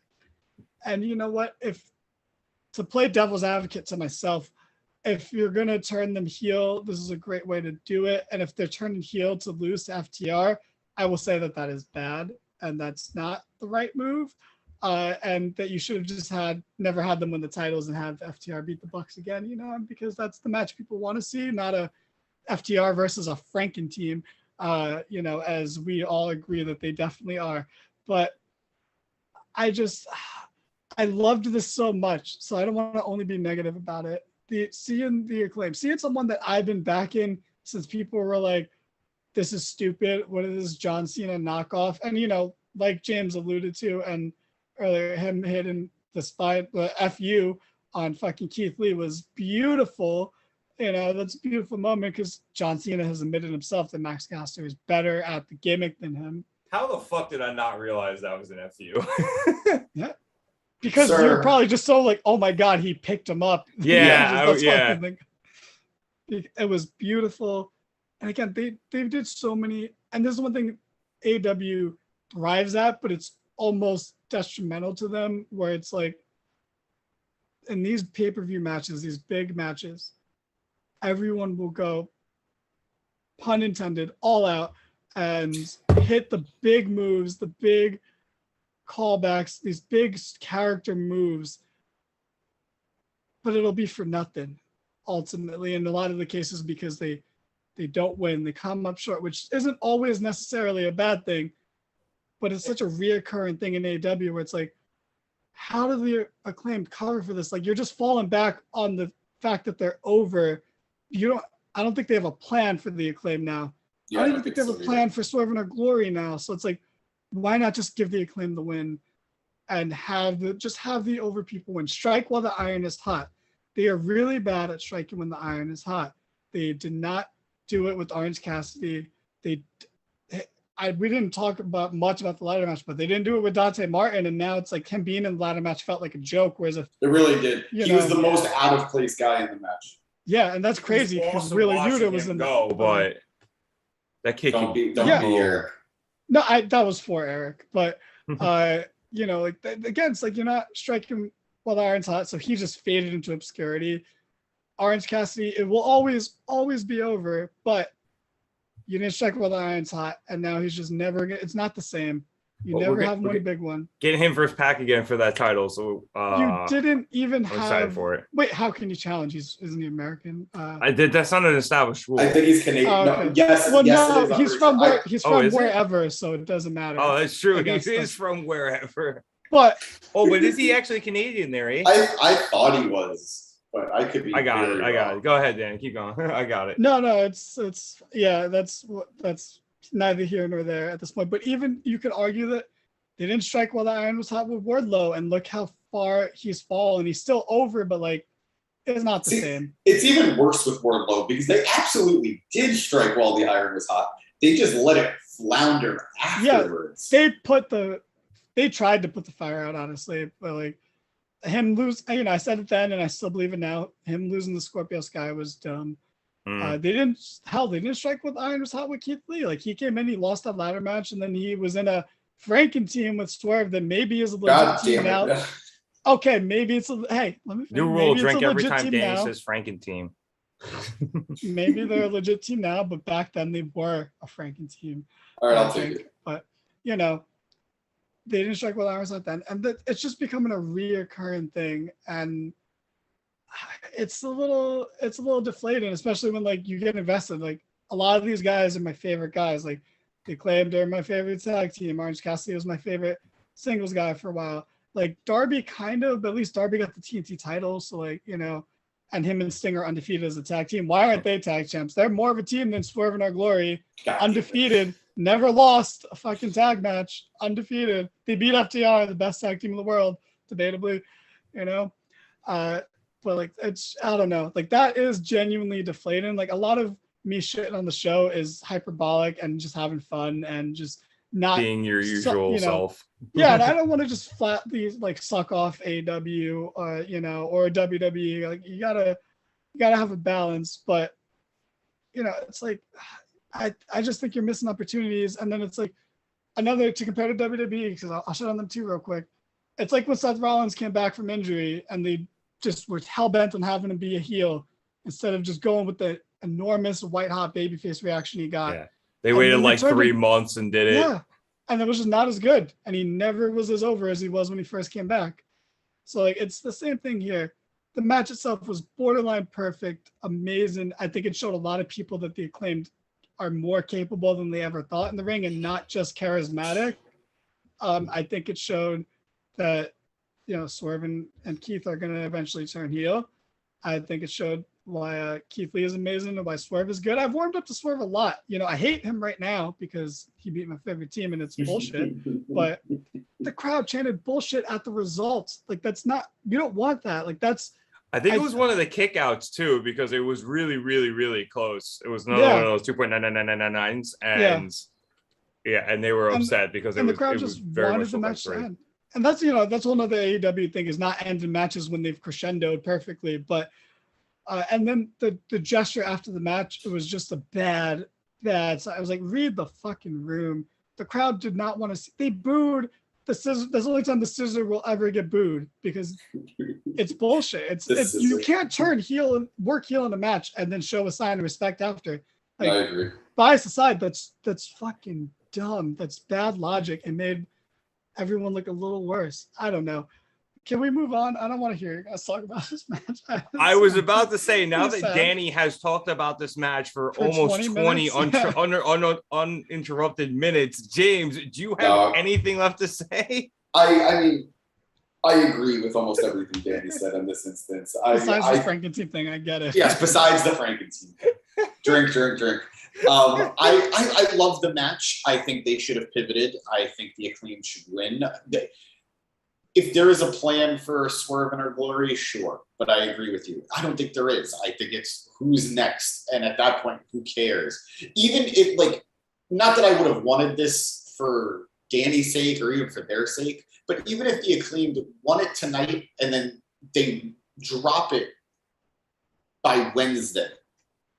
Yeah, I wouldn't care. This would be the best night of my life. And I would Exactly. Appreciate the moment, appreciate the magic and what you could have created, but they didn't do that. So it is what it is. I enjoyed the match. I marked out like crazy when Caster hit the AA because we live in a PG world still. It's the AA. It's not the FU anymore. FU then. I'm sorry, did Brian not say I'm going to kick his fucking head in without being bleeped on this show? You know? Yes, but Max Caster did Ace Steel dropped a fuck bomb last Wednesday. Don't worry about it. He got fined for it. Yeah, I know. But, it was really good in the context of the promo. Sorry, I just want to say that ultimately this was the best opportunity to put over your homegrown talents, and I think they dropped the ball on it. Yeah, and I 100% agree. I 100% agree. I think the thing that gives me hope is that the Acclaimed are still very young and, you know, their time will come. This isn't like, oh God, this was their one chance. No, they are going to be future champions. I think they're going to be multi-time champions and I very much look forward to it.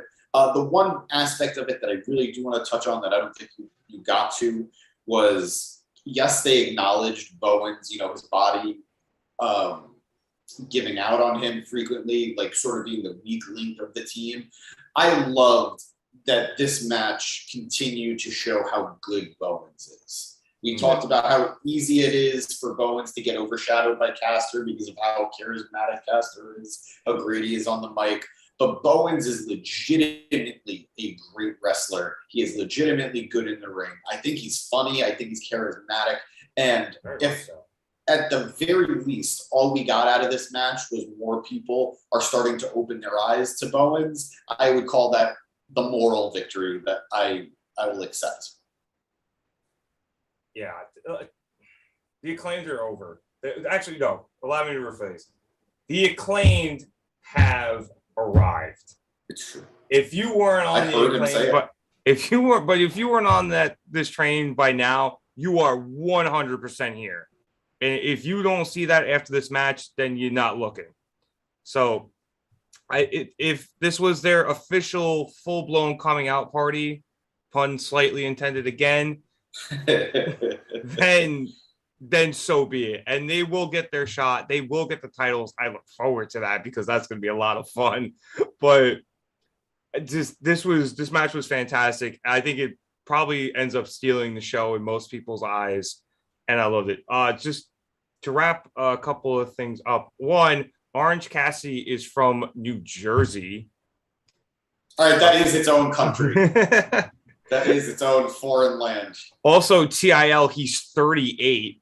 Yeah, no, that's crazy. That I didn't realize at all. Even worse that they haven't put a title on him. Yeah, he's one of those guys that he needs one, and hopefully he gets this one off Pac now that Pac has like done his little circuit and not to diminish what he did over while he was back in England. He had his little run with the belt, Nick. No, but now that he did the circuit over in England, and I think that was really cool and everything. The other thing, at least just for Swerve in Our Glory, I do think it was telling after the match that Lee acknowledged how good the Acclaimed were, and Swerve, like I said earlier, was upset at minimum with Lee for doing that. So perhaps we end up with them dropping the title sooner than later, and we get a split and a feud there. That remains to be seen. But like I said, Danny did speak for 20 uninterrupted. Damn, that's a fucking hard word. 20 uninterrupted minutes on that. So we do have to move on to something that I don't think we're gonna even slow down on. We are going to slow down on. Apologies. We had the match for the interim women's world title between Jamie Hayter, Dr. Britt Baker, DMD, Hikaru Shida, and Toni Storm. This match was good. I think it ended the way we all expected it to, with Dr. Baker screwing over Jamie. And then, well, I think at least that part was everyone thought was coming. Toni also ended up winning. I think Jamie ended up eating like 2 or 3 finishers before it did. And then she eventually ended up taking the pin to Toni Storm, who is now your interim women's champion, which, quite frankly, in my opinion, I thought she was going to be Thunder Rosa, but we'll never know. Can I go first? I was going to say, just don't spend 20 minutes on it. But no. I like this match. I thought it was good. I'll see you guys tomorrow. I love seeing Shida back on a pay-per-view. And I think we're going to get a very good storyline out of this in multiple directions. Absolutely. And that's all I really want to touch on in this match is I think this ended perfectly. The match was actually good. It never was dull. They did a lot of cool double spots. I don't remember the last time I saw a double yay boo punch spot. That's pretty cool. I loved how over Jamie was.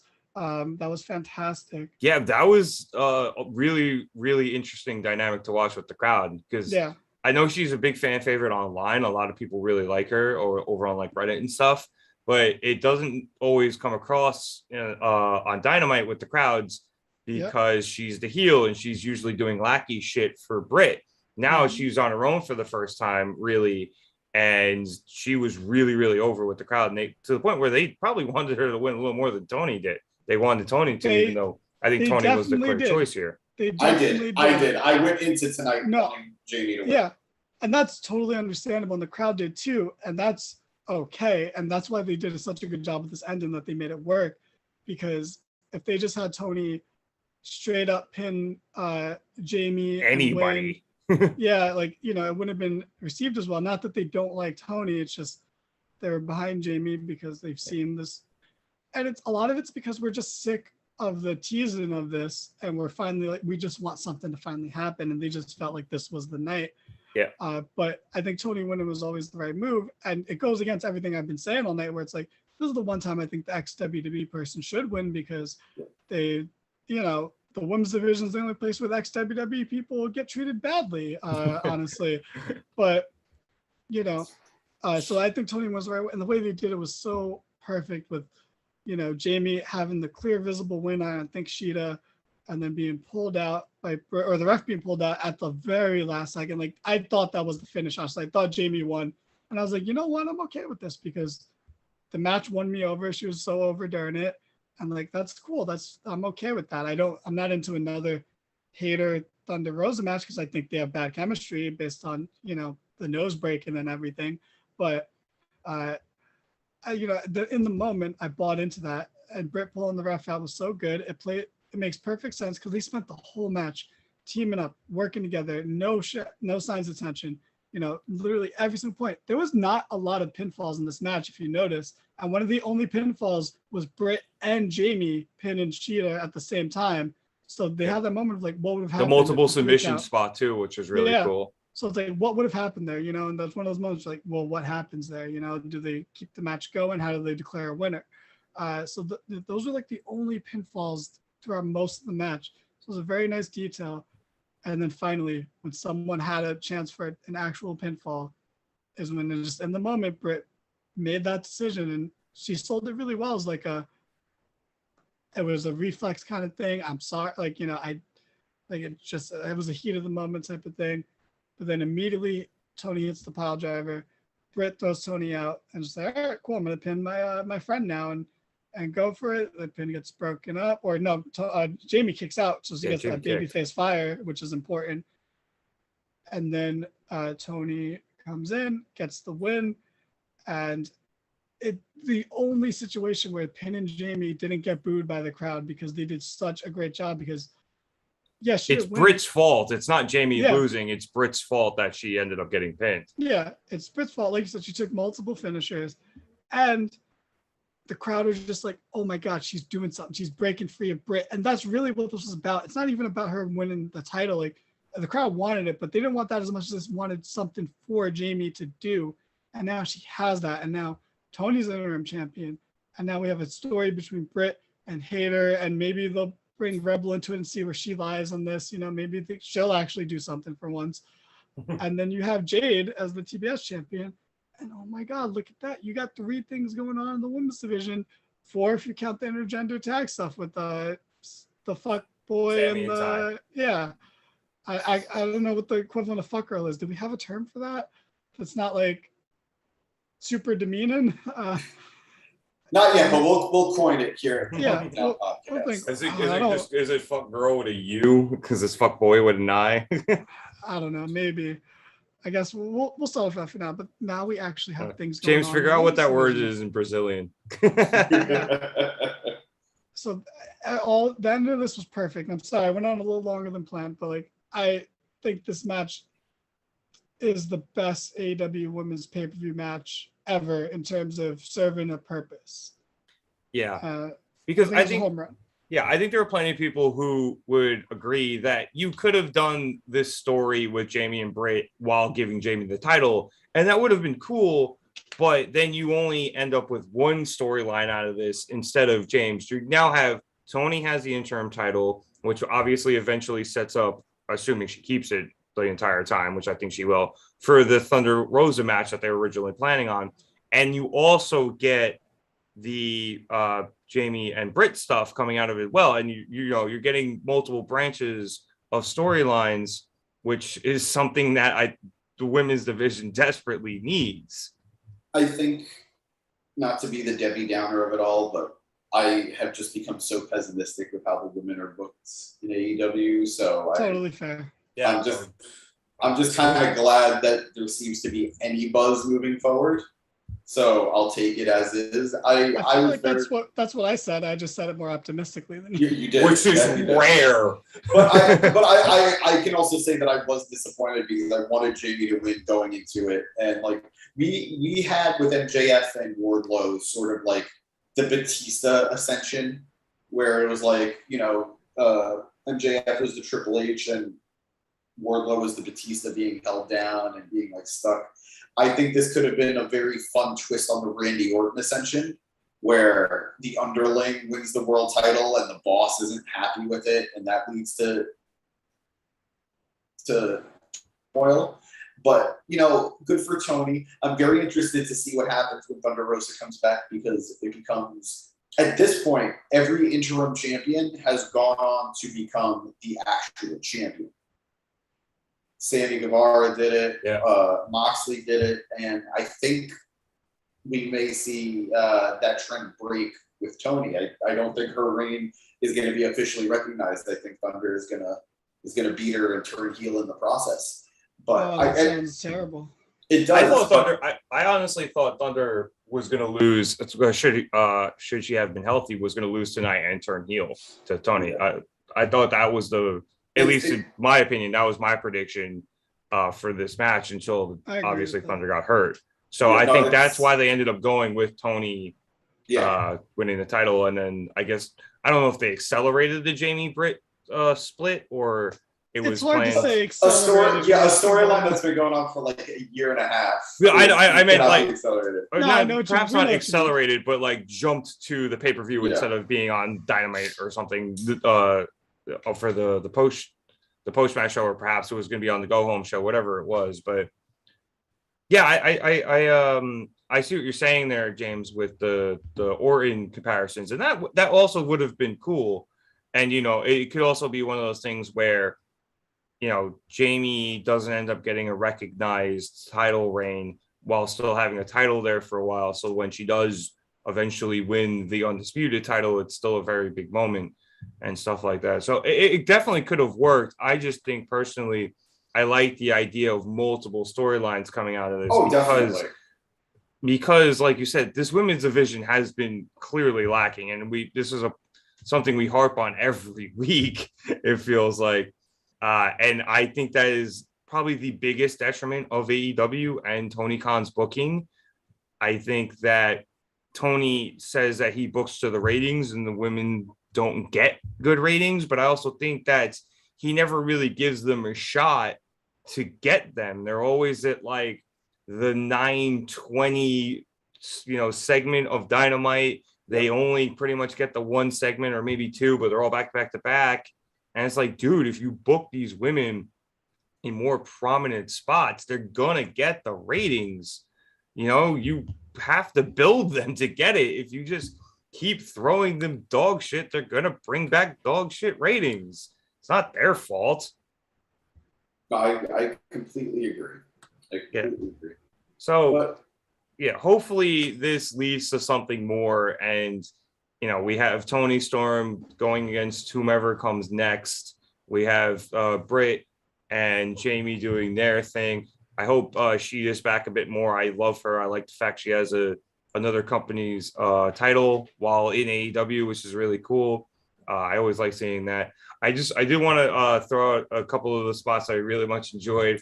Rebel just eating those double headbutts was great, and just honestly, it wasn't even that was great. The way she fell was amazing. I really enjoyed the spot where Sheeta missed the kip up, and then Tony did it, and Sheeta was like, "Fuck, she did it, and I didn't." Like, she played that off really, really well. So I think this match was really cool. Sheeta storming back in after she got taken out with the fuck your concussion protocol vibe, and then taking the kendo sticks to everybody was really cool. So this match was good, and I genuinely think it accidentally got the time slot of death because it followed the Acclaimed, and that match was so high. There was no way that the crowd was going to be able to match that level of energy for this match, no matter who was in it. Just happened to fall on the women. That's true, but I think they did a really good job. I think them and the crowd did a really good job, because I think the crowd was still pretty good for this. And yeah, they were. They actually died from here on out. Honestly. Yeah, they really did. Yeah, holy and shit, guys, do we have to talk about the rest of the show? Well, we only have 3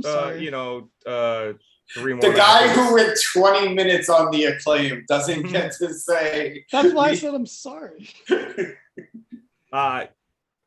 we can pretty much burn through the next couple of matches pretty quickly. Christian Cage versus Jungle Boy Jack Perry, really cool. I think that they're billing him as Jungle Boy Jack Perry now. I think that's his official thing now, apparently. Yeah, which I think makes a lot of sense. At a certain point, he's not going to be a boy anymore, and it's just easier. This match barely even happened because I think, as we predicted a few weeks ago, Luchasaurus is back on Christian's side. He jumped Jungle Boy as he came out from the tunnel. I am kind of skipping the part where Jungle Boy's mom slapped the shit out of Christian, which was pretty cool. But yes, Luchasaurus jumped Jungle Boy. He actually, and Taz did a great job pointing this out, pretty much singed his back on the metal grate after the pyro made it hot, which was a very, very, honestly, for lack of a better phrase, cool visual. So Luchasaurus just kicks the shit out of him. Jungle Boy goes in, eats demands that Aubrey rings the bell, gets hit with a spear, kicks out, which is doing a great job of showing his spirit. And then Christian hits the kill switch and ends up winning the match. And we, get the hug from Luchasaurus, and then he carries Christian the way he used to Jungle Boy. So we have. It even looked like he said, "I love you." It looked like Christian said, "I love you" to Luchasaurus. Which, if he did, that's brilliant. Yeah, I know, Danny. I know you're going to be very, very high on this because you were very, very high on the Luchasaurus heel turn, and we're so disappointed when we didn't get it. So now, not that we did that, he went back with Jungle Boy. So now it's back, and like I said, we called this, but it still worked out pretty well.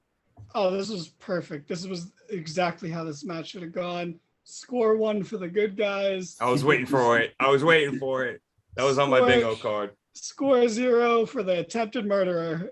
So I don't have any problems with this. This was perfect. The good guys won. Luchasaurus is the star of the team, and Christian's the only one who seemed to know that. And Luchasaurus did the right thing. The right person won. Now Christian's just got to get a win over Jungle Boy's mom, and everything is right with the world. Well, it's going to be a while because the rumor is the reason the match played out the way it did was because Christian is dealing with a tricep injury. That is the speculation right now. I mean, he could squash the mom too. I just have Luchasaurus face her. Jesus. Wow. I'm not touching that one. Please don't. Let's move on because, like I said, we have to move on. I knew Danny was going to say the good guys. Let's move on. We had Bryan Danielson against Chris Jericho. Can I talk about this one? You can after I after I go through it. What, did you have anything to say about the Christian match? Or he did. No, I didn't. You skipped right over. Yeah, no, you made your comment, and I thought you didn't have anything. My bad. Do you have anything else? Skip over. No, it's okay. It's okay. This is what happens when it's 2:30 in the morning. Skip him on this one too. Jericho brought back the Lionheart shit. It was really cool. He brought back the theme and the gear. And I very quickly realized that Jericho bringing back this gimmick is brilliant because not only does he get the nostalgia stuff with the Lionheart, but if he starts going a more technical style, the dude's going to add like another 2 years on his career. If he really, it's really true. It's brilliant. He is people call him the GOAT for a reason. It's absolutely really smart. It was a methodical, technical match. If you like this sort of thing, it was really cool. The crowd, as much as they wanted to be into it, I feel like didn't have an opportunity. And as we've mentioned, they were getting gassed at this point because it was getting late. It ended with Jericho low blowing Bryan, and the ref's not seeing us. She got back into the corner. Jericho hit the Judas effect and ended up winning. Later, Daniel Garcia, who was watching the match, declared that he was very upset with that because he thought Jericho could have won cleanly, and he didn't, and he wasn't there for the celebration. Garcia wasn't. So that's going to be something that we see going into Dynamite on Wednesday. But James, like you said, you wanted to jump on this match first, so go ahead. I think this is going to be one of those matches that people are going to look back on and realize how good it is. And yeah, it definitely will age well. The chops that these guys deliver to one another. Jericho's chest looked like tenderized meat. I think Regal called it mincemeat, I believe. Yes, no, absolutely, and he's absolutely right. I think this was an incredible technical, strong style match. I think these two beat the crap out of each other. And I love seeing it. It should have been a lot earlier on the card because even if the crowd wasn't as gassed, considering how long the show was, it's a technical match. Technical matches aren't as exciting as the flippy, high flying type matches that we got throughout the show. So you started off early, show a hard hitting match a la Eddie Kingston and Ishii, get it done with, and the crowd is going to react a lot better. That said, I am sick and fucking tired of Bryan Danielson losing in AEW. I am really done with it. It's gotten to a point where, you know what, I respect the man for not having an ego. It's incredible to see it in this day and age in such a in such a sport, in such a company. But you know what? He needs to win because even though to me, his aura is not getting any worse, it's not diminishing. What's the point? He is the one man in the group that he formed who is consistently losing. Consistently. Like, yeah, Mox took the loss tonight. When was the last time that happened? Not since before he won the title. So no, it's pretty probably crazy past that. Yeah. So Brian needs something. This cannot continue. Yeah. This cannot continue. He is losing dirty. Brian is like I'm pretty sure the only match he's lost like super duper clean was against Moxley, which made a lot of sense. Can somebody address the comments in the comment section that he doesn't think Brian is a mainstay in the company and Tony knows this? I don't even know. He seems like more of a mainstay than CM Punk. I honestly I don't know how to address that just because it sounds ludicrous in general. But I will say this about the ending of the match. I understood why they did it because it's trying to advance the Daniel Garcia storyline. But that being said, it still fucking sucked. Yeah. But like Brian losing again sucks. Brian losing again dirty sucks. Did Jericho need this win? I don't think he did. Jericho doesn't really need any win at this point, depending on how you want to book him. I understand, he's the quote unquote goat and they book him as such, but like, for fuck's sake, I don't know what they're doing here. Now it's the second time Jericho is beating him dirty. It's just, it's odd to me, and it doesn't make me any more invested in Daniel Garcia at all. Like I don't know. It upset me. Yeah, real quick, just to say, look, with Eric in the comments with Brian, I don't think he's more likely to jump ship than anyone. He's the one who left the cushiest position to come to AEW. Adam Cole left NXT as a top guy, but he knew he would be buried on the main roster under Vince. So like he didn't, it wasn't a hard choice for him at the time. Now it would be a lot harder of a choice. Yeah. Punk obviously was never another option. He was always going to go to AEW if he was going to come back. And then no one else is on their level. Brian's the least likely of the top guys in AEW to have gone. He's having a lot of fun. I think you can see it on his face. I agree. He's wrestling the way he wants to wrestle. Yeah, he is. Yeah. And he's wrestling. He's not quote unquote sports entertaining. And he's he did some sports entertainment in this match. Fair play. Well, yeah, and the hip swivel there, recruit style. But he also is allowed to kick fucking people's heads in and occasionally say it when they're on pay-per-view.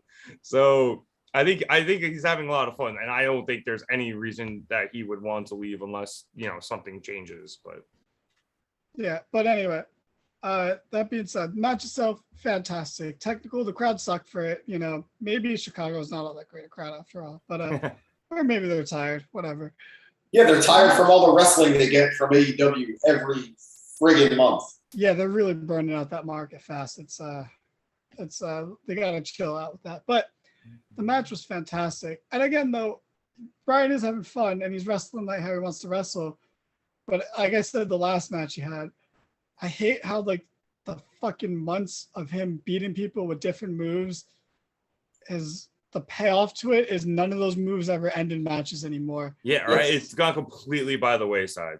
He used multiple of the moves that he was finishing matches with during that run tonight, and Jericho either escaped or kicked out of all of them. Yeah, and I think James put it perfectly. And as always, me and James agree on everything. Everything I've said tonight, James agreed with, and pretty much everything he said, I agree with. We're always on the same page, and we definitely are about this. Brian cannot buy a fucking win in this company. Like, he has lost every pay-per-view match but one, which is only 4, but like and he tied Grand Slam. Yeah, and at the time that was fine, but like he's won no big matches at all. He's lost all of them, and even the 2 out of 3 falls match, he lost that match. He took the first fall clean and only got the second fall via count out and a roll up. No, roll up.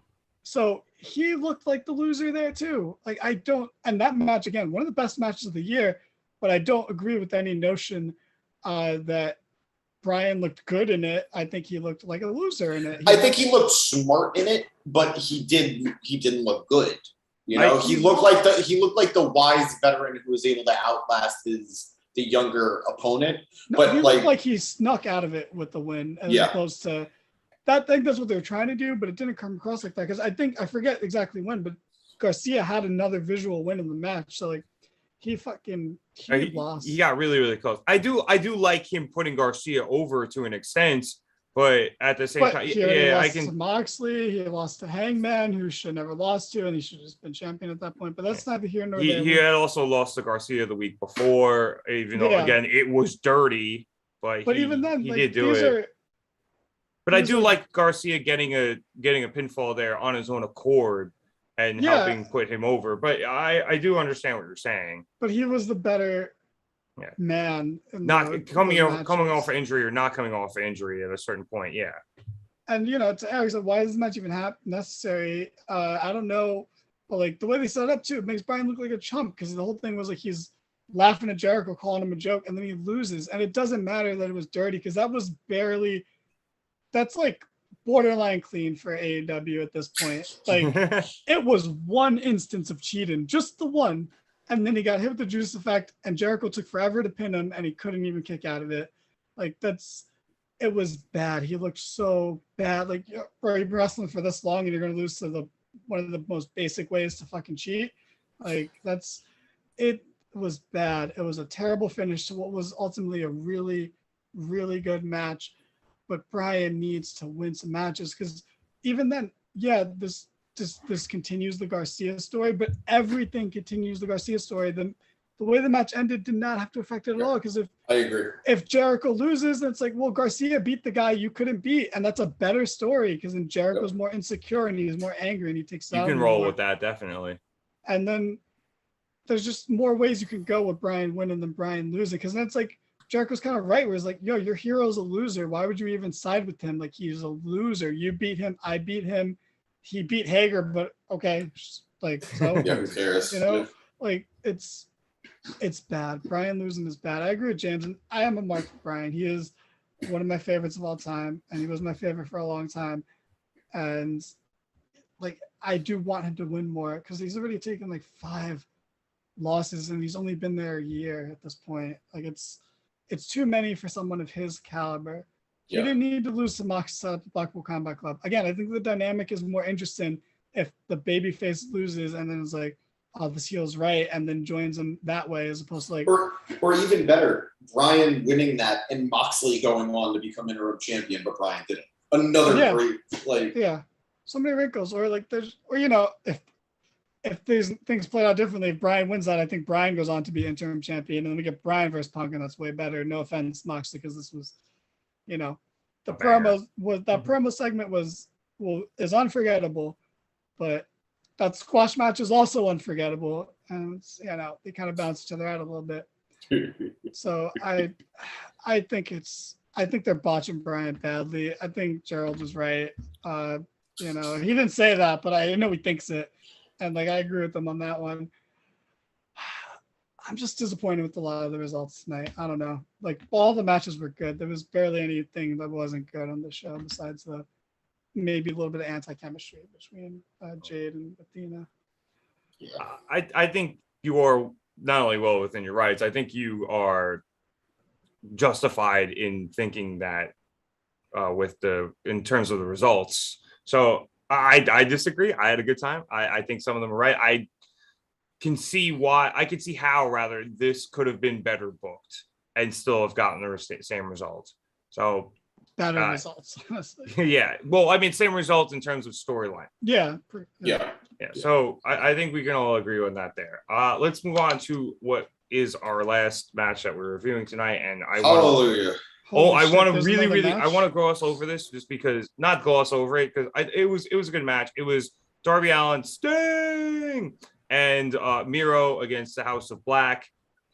It was fine. It was everything you expect out of Darby and Sting. House of Black looked great, as they always do. Miro looked like a monster, even though he was oddly absent during the finish of the match, which I think is something that it will be important moving on.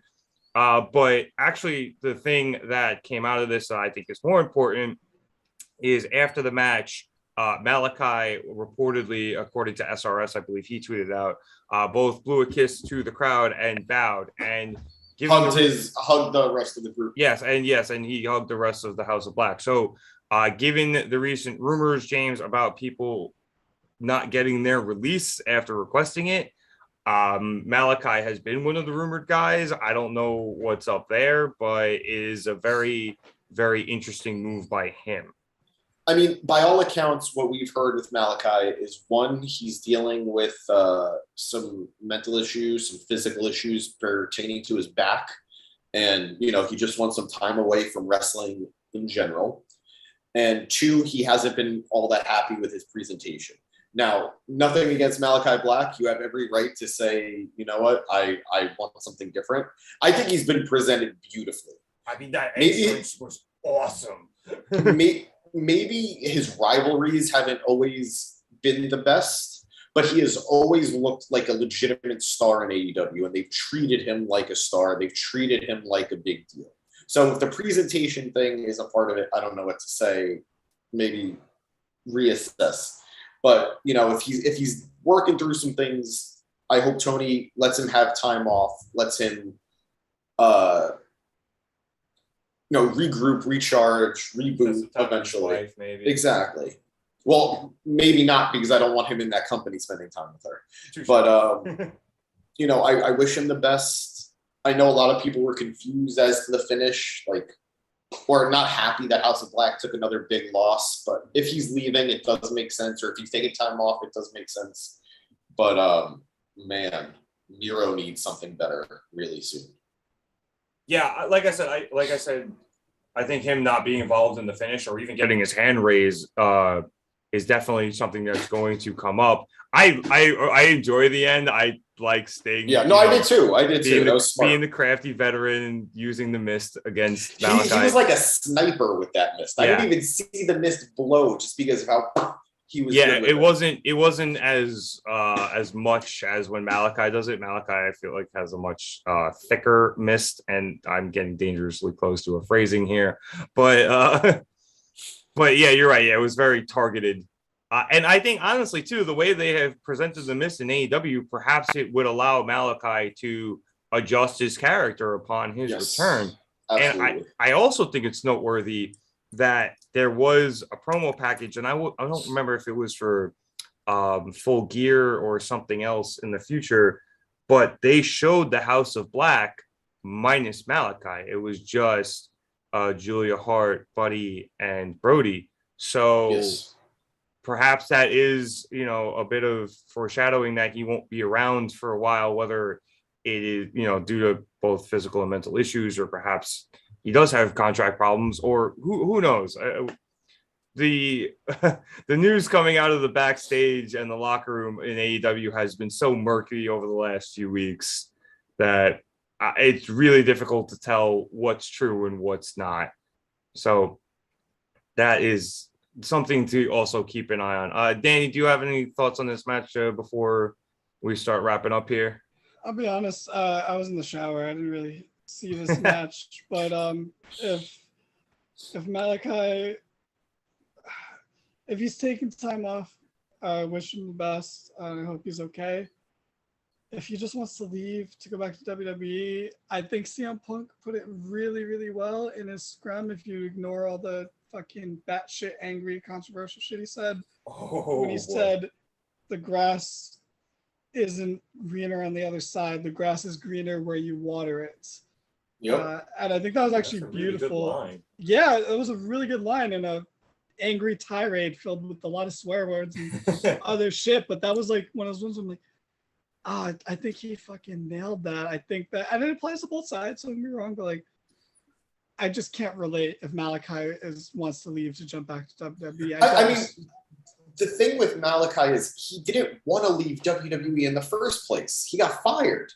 That's true. Yeah, so why? Or at least he wasn't planning on leaving. I mean, he got fired by Vince McMahon. Like, that's no different than Karrion Kross getting fired and then going back under the Triple H regime. You know, he got booked beautifully in NXT under Triple H. Yeah, and Paul was pushing him hard too before he left. Paul he Heyman got booked fine on the main roster too. Yo, he took like 2 losses in the whole time he was there. He was protected. Oh no, he absolutely was. But like, he got fired by Vince McMahon and under a boneheaded, stupid decision as they were hyping him up. So if Vince McMahon is gone and you liked how you were booked previously, I don't blame him for saying I would rather be there. This was like my backup. And like, it's fucked up because I love AEW and I think he would do wonders in AEW, but it's different to me. Like, a guy who didn't want to leave and has a chance at going back, I get that. He's not Cody, who fucking left under his own volition. Yeah, I know, but you just signed like a 5-year deal. Like, I don't know. Yeah, no, I agree. A 5-year deal to just leave, there's got to be some way of. Because you don't sign a 5-year deal if you're not having a good time. You know, like that's just not how it is, especially when a 3-year deal was definitely on the table at some point. Yep. But, you know, that's neither here nor there. And then again, like, this isn't about that, but like, I really don't respect what Zelina Vega did going back after the way she specifically was fired. Yeah. I think I still like Zelina Vega, you know, and overall, but I don't respect that move at all. But like, so I guess I'm being a little unfair towards Malachi here, but that's whatever. Bring us home, Rev. Like, just. Please. I was just gonna say that I do think Malachi was definitely a guy when he came into AEW who could have and probably should have challenged for the AEW championship, and the fact that hasn't happened yet after however long he's been there is odd to me at minimum. So if he's upset in that sense, and again, we don't know if he actually is upset, I can understand that. Danny, you did mention it, the post pay-per-view CM Punk media scrum was a shit show. I think that is something we are going to cover later in the week because it is 10 to 3 in the morning. Thank God tomorrow was Labor Day and we are hopefully all off. I hope you enjoy your Labor Day weekend or have been enjoying it with all of the wrestling that has been taking place. So we will cover that at some point this week. It was a lot for those of you who didn't see. Just Punk talked about Colt Cabana, he talked about the Elite, he talked about Hangman, he talked about a lot of stuff that was going on backstage to the point where he cut off Tony Khan at one point. So that was a shit show, and we will be discussing it. And the way to see us do that would be to like and subscribe, which would be very, very nice. We've actually hit our 100 subscribers. We would like to thank every single one of you for doing so, which means James will be rapping at some point in the near future and dyeing his beard green, which is going to be cool. As Danny referenced earlier, he apparently has seen the lyrics that James has written. I haven't. I'm very both nervous and excited, and I cannot wait to see James try to stumble through his flow. Be also sure to check out all of our social media stuff. In the absolute chaos of tonight, didn't put it in the description, but I will, I promise. If not, go check out one of our other videos. Those links are in there. It's late. I'm tired. I'm losing steam here. So let's just wrap it up. Yeah, go follow our socials, like, subscribe. And thank you for watching. If you're still here, you are just as crazy as we are and just as nocturnal, which is saying something. So for the three nocturnal creatures, Dana Hernandez, James Asante, and myself, Nick Cummings, thank you so much for watching. We will catch you back here tomorrow night, Danny, for your Raw Fast Forward. Otherwise, for those of you who are strictly AEW and not WWE like Gerard, we will be back here on Wednesday for our Dynamite recap as well. So like I said, for the three of us, thank you for watching, and we will catch you here next time on the Mark It Down podcast. And quite frankly, at this